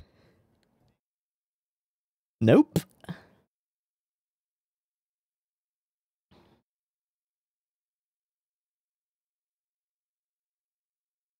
They've been declared. Yeah. They lose. That's why he was so confident. So, what do? Kuwabara has to get up. Kuwabara has to get up. Kuwabara has to get up. It's the only option.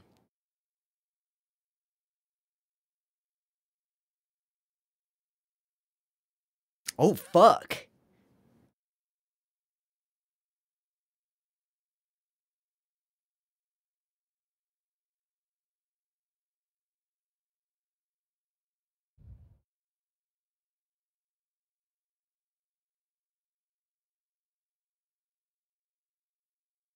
Yeah! Fuck! Yeah, but it was bullshit!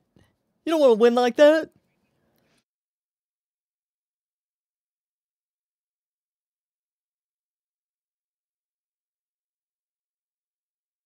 Hehehehehe. Oh, shit. I did not know that was his name, but okay.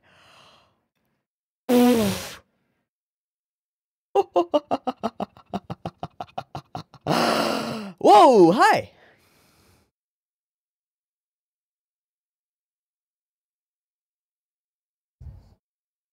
Hey, the respect. The respect for our own homies and our competitors. Yeah, Toya. Yeah. This fuckboy. He doesn't actually want the goal.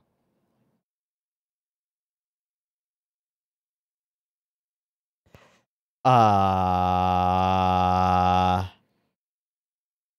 okay. Honor is nonsense then. Kuwabara? This one's yours. Please. Alright, so you were a shitty leader. Jesus.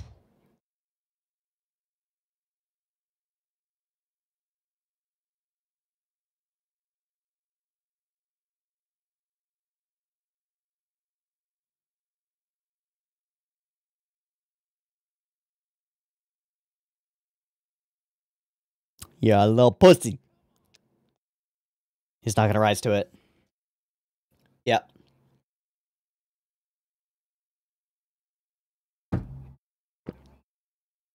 Boyo. Strength. Break that shit, dude. Oh!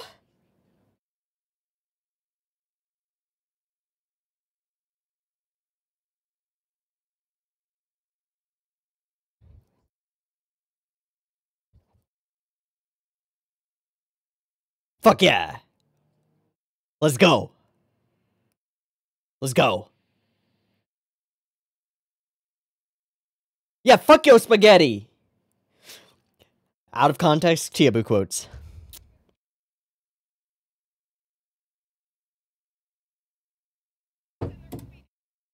Oh no, I'll be naked! Mm-hmm.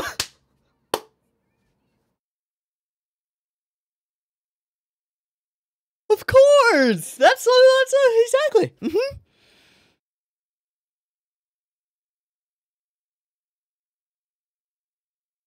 We're gonna run into Yukina.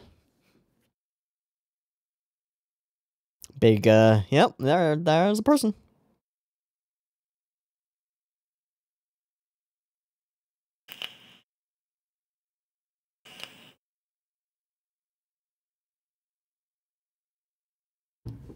Boom! How do you know that? That's why Quilvar's in love with her! I forgot! Yes! Yeah. Yeah.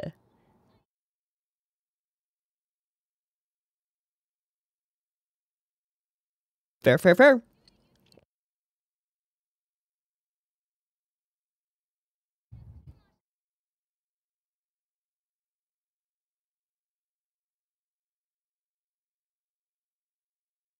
Cool fucking Bara! Broken bones and all.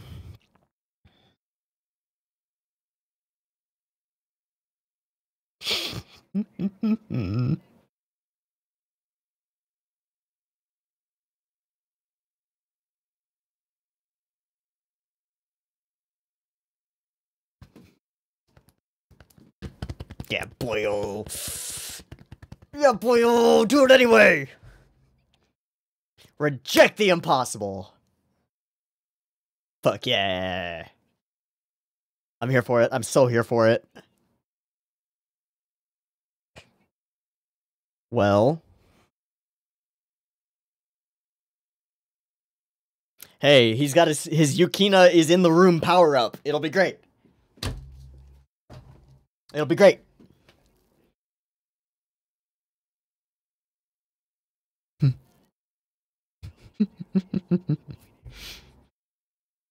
He is. He is. They sure are. Buddy. Buddy. Oh, fuck. Do it anyway, dude. Can't tell him that. You can't tell him that. Nah.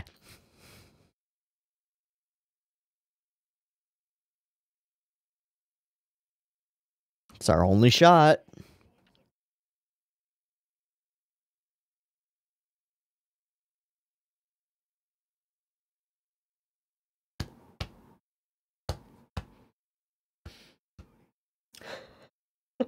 He's still got his energy. If you even have one? I don't know. Wait, did he just say something about them being in-laws?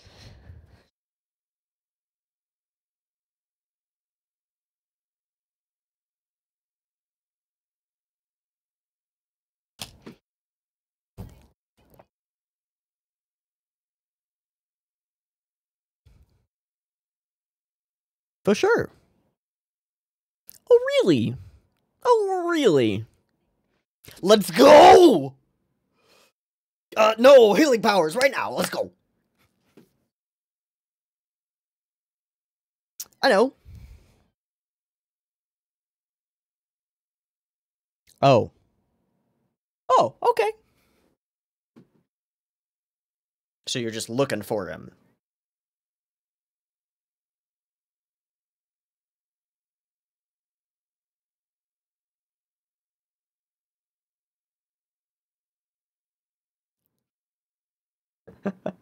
Nope.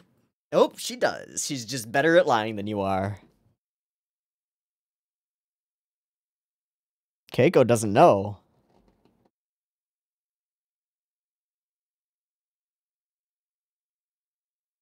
Hmm.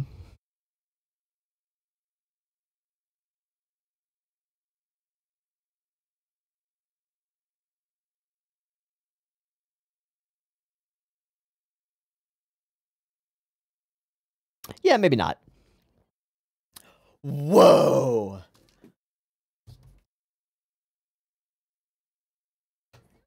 Uh-oh. You want to go in there and heal him?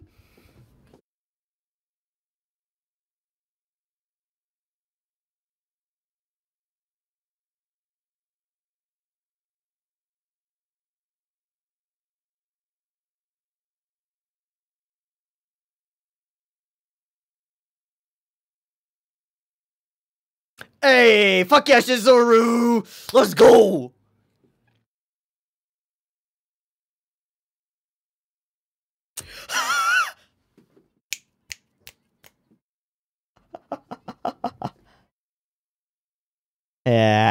Yeah.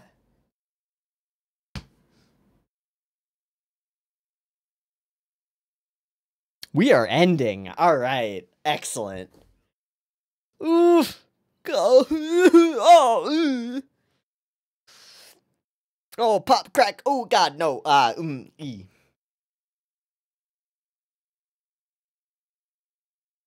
Mm-hmm.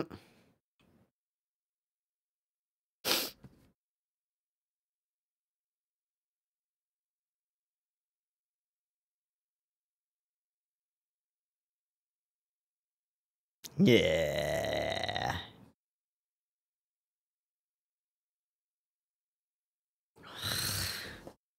All right.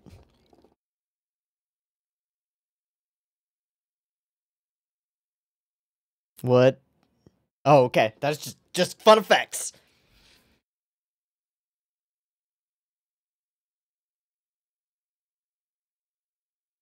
Wow, we got really stylish for a second there. That was great.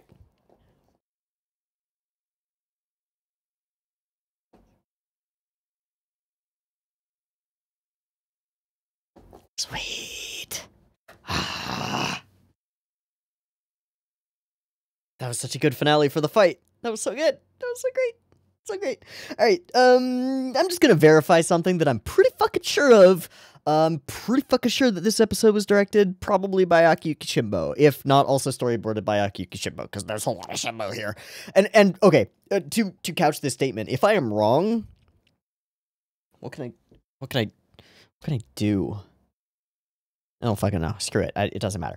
If I'm wrong, I'm just gonna be really freaked out because there's this sequence here that is like the most Shinbo thing I have ever seen in my entire life, and it's the final hit that that Yusuke does.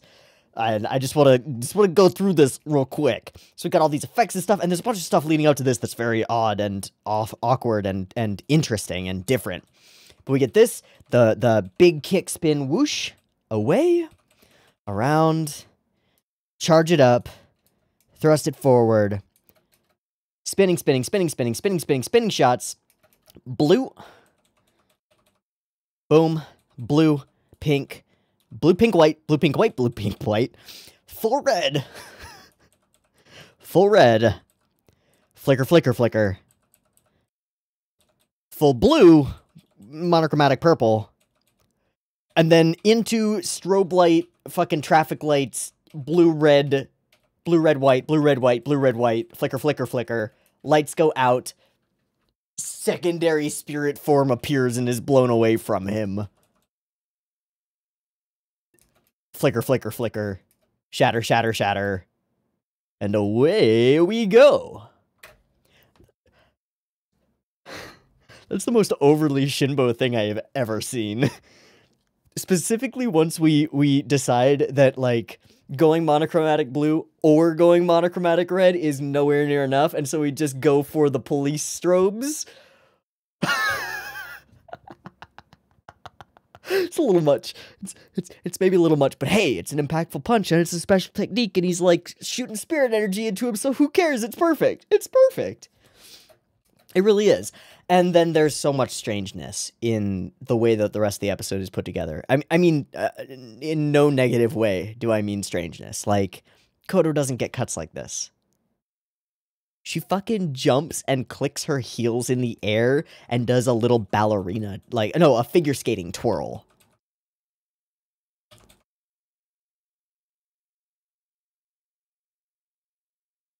Who animated that? Because there's, like, this expressiveness, not only in her face and posture, not only in her face, but in her posture. Especially once she comes out of the pose. She drops it, and there's this, like, flair to it. Like, she's really fucking feeling herself. And then I love this frame. We've got this really cool, like, her arms create the momentum of the thing. You can feel where her shoulders are twisting, and we get this, like, smear-ish thing that's almost, it's like, wrong for the hand, but it makes sense on a camera as it's spinning around, and then whips into it. And then again, we get a little bit of that shoulder thing with that frame as she comes back around to the other side. There. Yeah. And then here. And then fully idle posing. Snap. Wink. And then we get the flare of the wind. I dig it a lot. I mean, for a variety of reasons. I haven't been exactly quiet about my love for Koto as a character. I think she's freaking great. But man, you keep giving her cuts like that, and I'm gonna fall in love. I'm already kind of in love. That's okay. Okay, let's, so, biggie, impacty thingy. Let me make sure that it's Akiyuki Shimbo, because it's definitely Akiyuki Shimbo, just really quickly. Okay.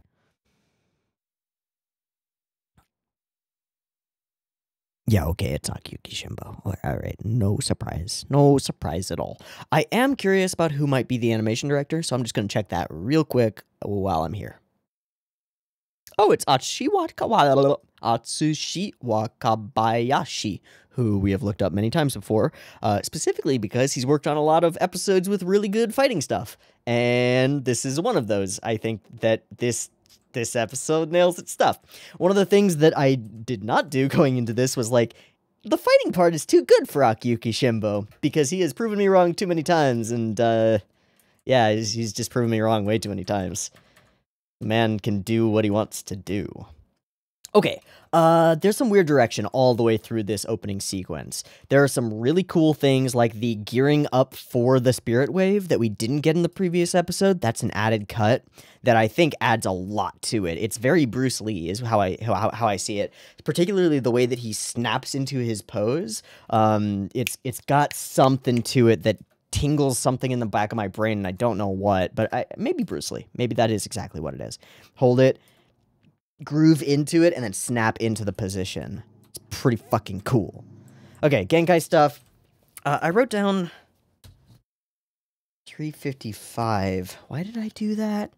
Oh, no, that was a different thing. Okay, so at 355, which is a little bit later, we get the cuts to close-up, then zoom out, which are really weird. But it's at 640 that we get the I'd like to fight this Genkai line, and I want to check that in the Japanese because it seems fun. And then we start talking about the spirit gun technique. We get fucking visuals for it. Again, we've got this kind of a rotating shot, similar to the later Koto shot. And again, similarly, like if you follow the line of the shoulders as he's spinning, and then this time we use like the flick of the spirit gun to give us that last bit of the momentum to it. Flick, pow. I mean, this is just a demonstration of what Yusuke can do in, like, out of context. And it's really cool. I like it. I like it a lot. Okay, so Glowy Boy is glowing. The big effect of the power is fucking awesome. And we get it already. All right. I've skipped in weird directions now. Okay. Close up, zoom out. It happens a bunch here. So, Jean begins pulling it in. I think that looks really cool. There's I did write this down as well. This transition, he wipes the screen, full to white-ish, and then we cut out of the center of it, and that cloud disappears, and now we're cut to a different place. I see you, Shinbo. Being creative. I feel you. Nobody else does those wonky transitions in Yu Yu Hakusho so far, so There are also, I just noticed it in this episode, there are a lot of more varied background demons, like this dude with the mechanical skull cap thing, or this person whose face is like a mask, or this guy who's like a scarecrow. I don't even know. It's really, really weird. Okay.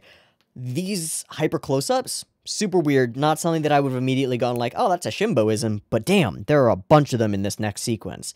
Boom, and then we do one here, we get this awesome, like, setting shot for where Togashi is, where Toguro is, into the super close-up, fighting, booming, oh, it's a little bit later, okay. Am I, like, missing something? Have I gone past where I thought I was? What is happening? Okay, I was actually kind of going past it. I fucked up. I just didn't remember where the thing that I was looking for was. But I just want to talk about, like, the way that these shots are strung together, because it's strange. I don't necessarily either, like or dislike it. It's just noticeably odd. So, establishing shot, we're moving our attention from Yusuke to the two who are confined in the place. We cut to this extreme close-up, I would call this. Like, once the chin and the forehead line are out of frame, I'll call that an extreme close-up.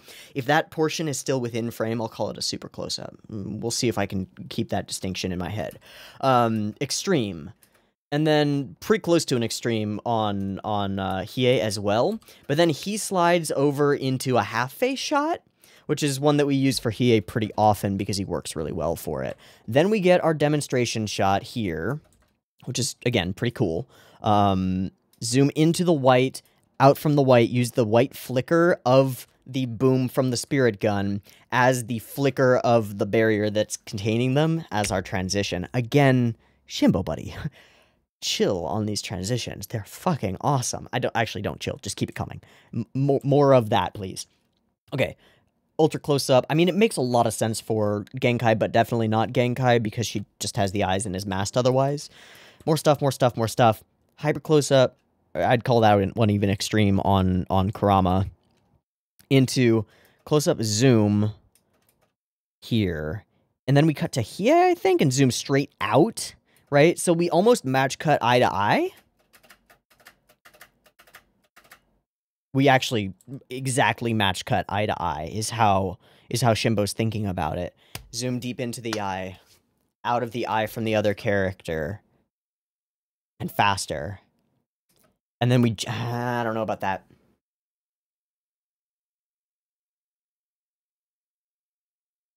I think stylistically you go,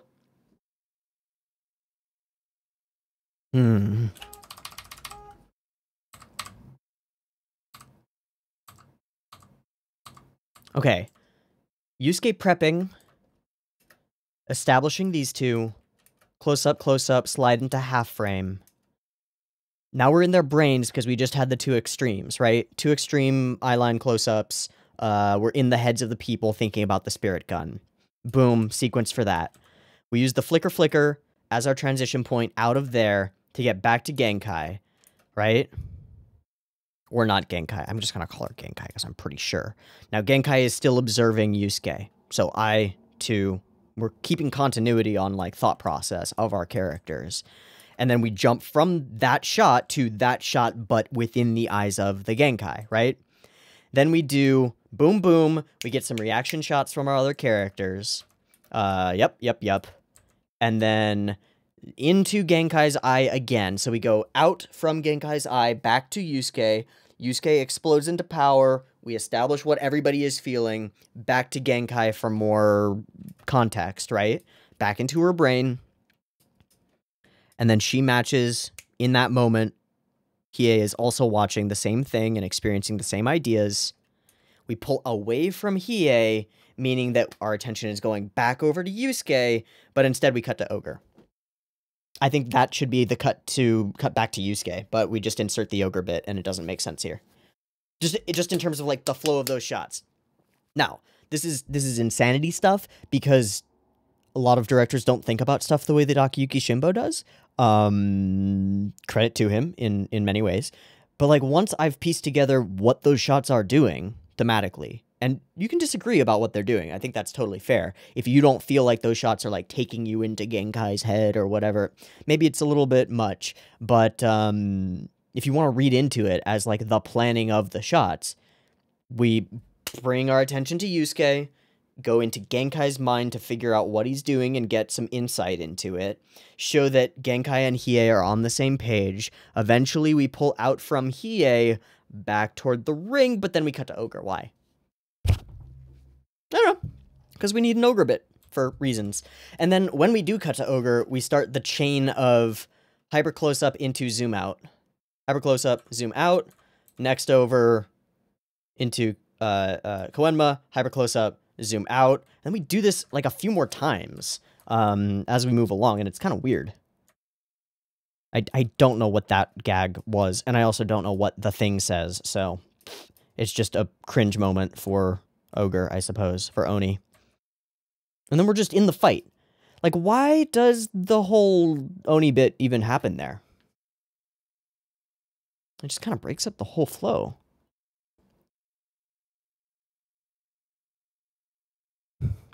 Like, think of... Oh, I'm sorry to dwell on this, but... Like, if we go from right here into Genkai, out from Hiei... Just came out from Hiei. Boom. Focus is on the fight.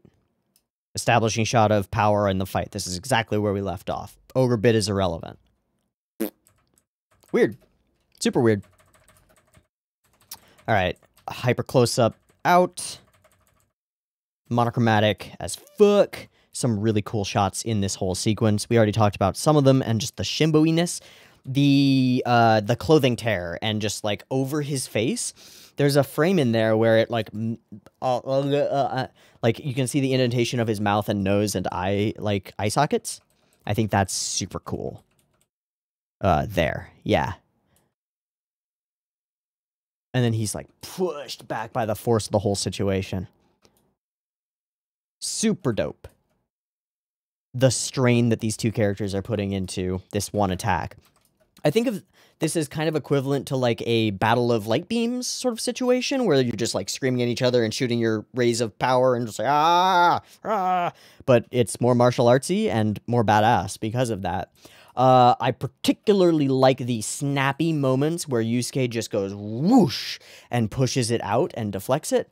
Awesome. Super awesome. It actually makes me think of Thundercross Split Attack, which is maybe not the best thing to think of, but hey, it works. And then he takes the next one with his foot, and the cut is really cool, and all these impact frames in between are super nice. Love it.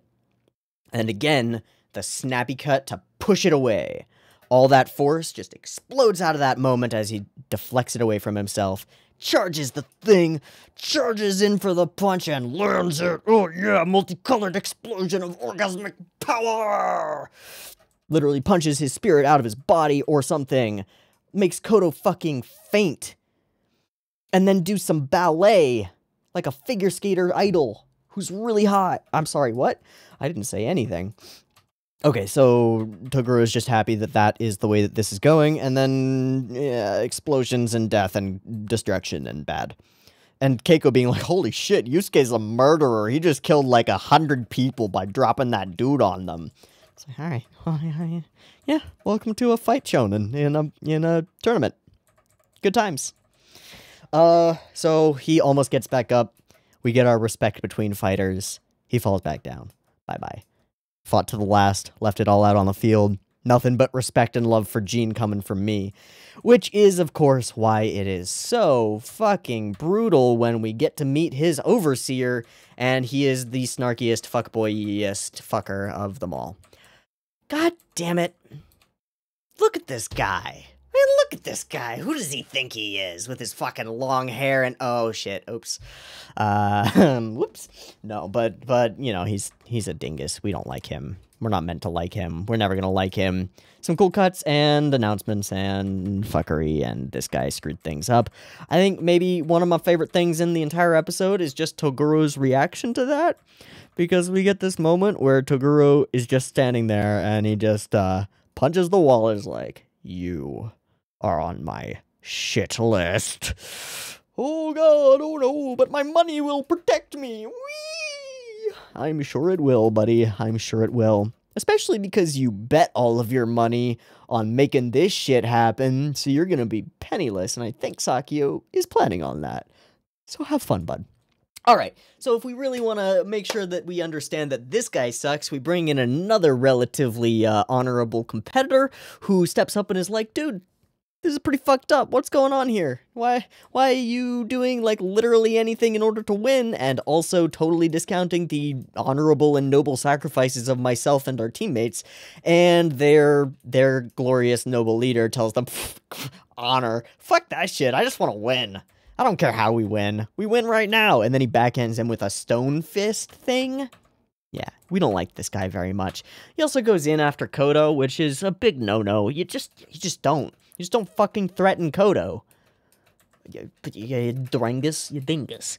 And we get even more, like, pluses for Koto as a character because she actually tries to object to the system that she is operating in, telling her a specific thing that she has to do because it's wrong. Fucking dope. And we're building up Hiei's eventual power explosion. There is some definite snark here about, like, "Oh no, it's blowing my clothing away." Oh, the sort of Madeline Monroe, what is the fuck is her name? Monroe Blonde. Marilyn. Fuck.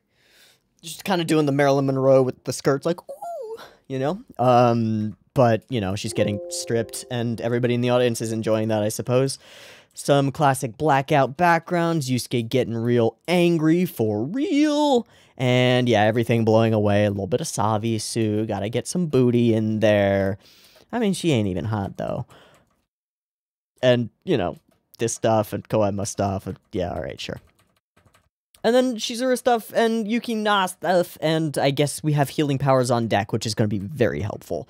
So everything goes to shit, Kuwabara gets in the ring, and then there's some additionally interesting stylistic stuff that happens once Kuwabara starts getting in the ring. I don't know, the entire way that the character looks feels super different to me, and the way that he moves. Part of that is, of course, that he's broken in multiple ways, but the, like, the super thick balloony legs and relatively thin, smaller torso is a very, I would call it a very JoJo's Part 4 thing. There are a bunch of examples that I can think of, like, that's when Araki really started drawing clothing in this, like, billowy style, for certain elements of clothing. I believe there are a number of shots of, like, Kira's pants are really balloony sometimes, and Josuke's as well, as he's walking around. He'll have this, it creates this, like, something to it. It's hard to explain. It's really hard to explain.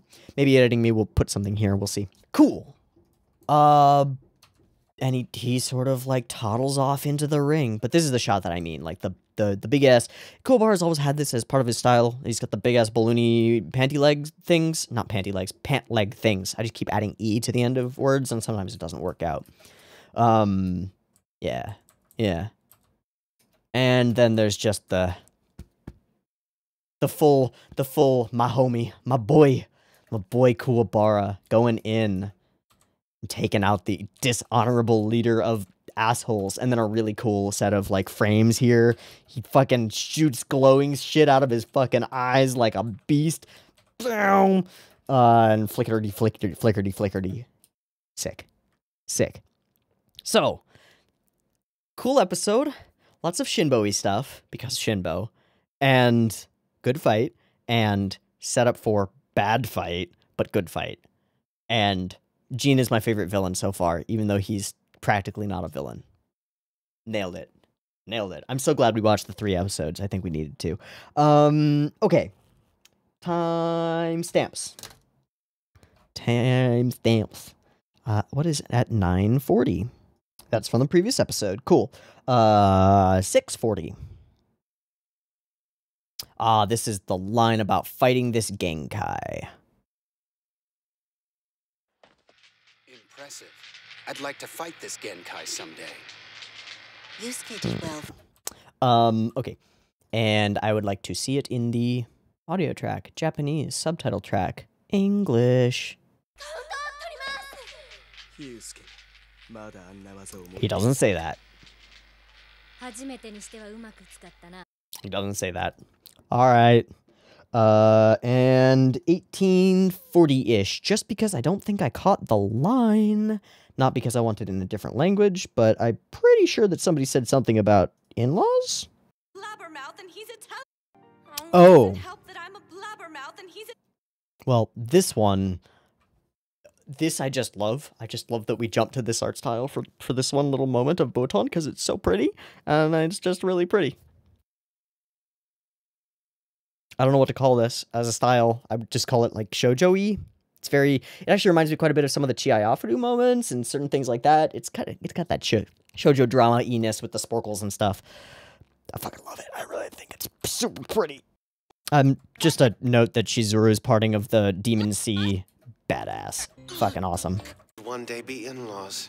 Okay, yeah, he actually does say that. Mom, that To is. think they could one day be in-laws. Well, it says, well, isn't he just the perfect foil, which is a little bit more on the nose. I like the dub version better.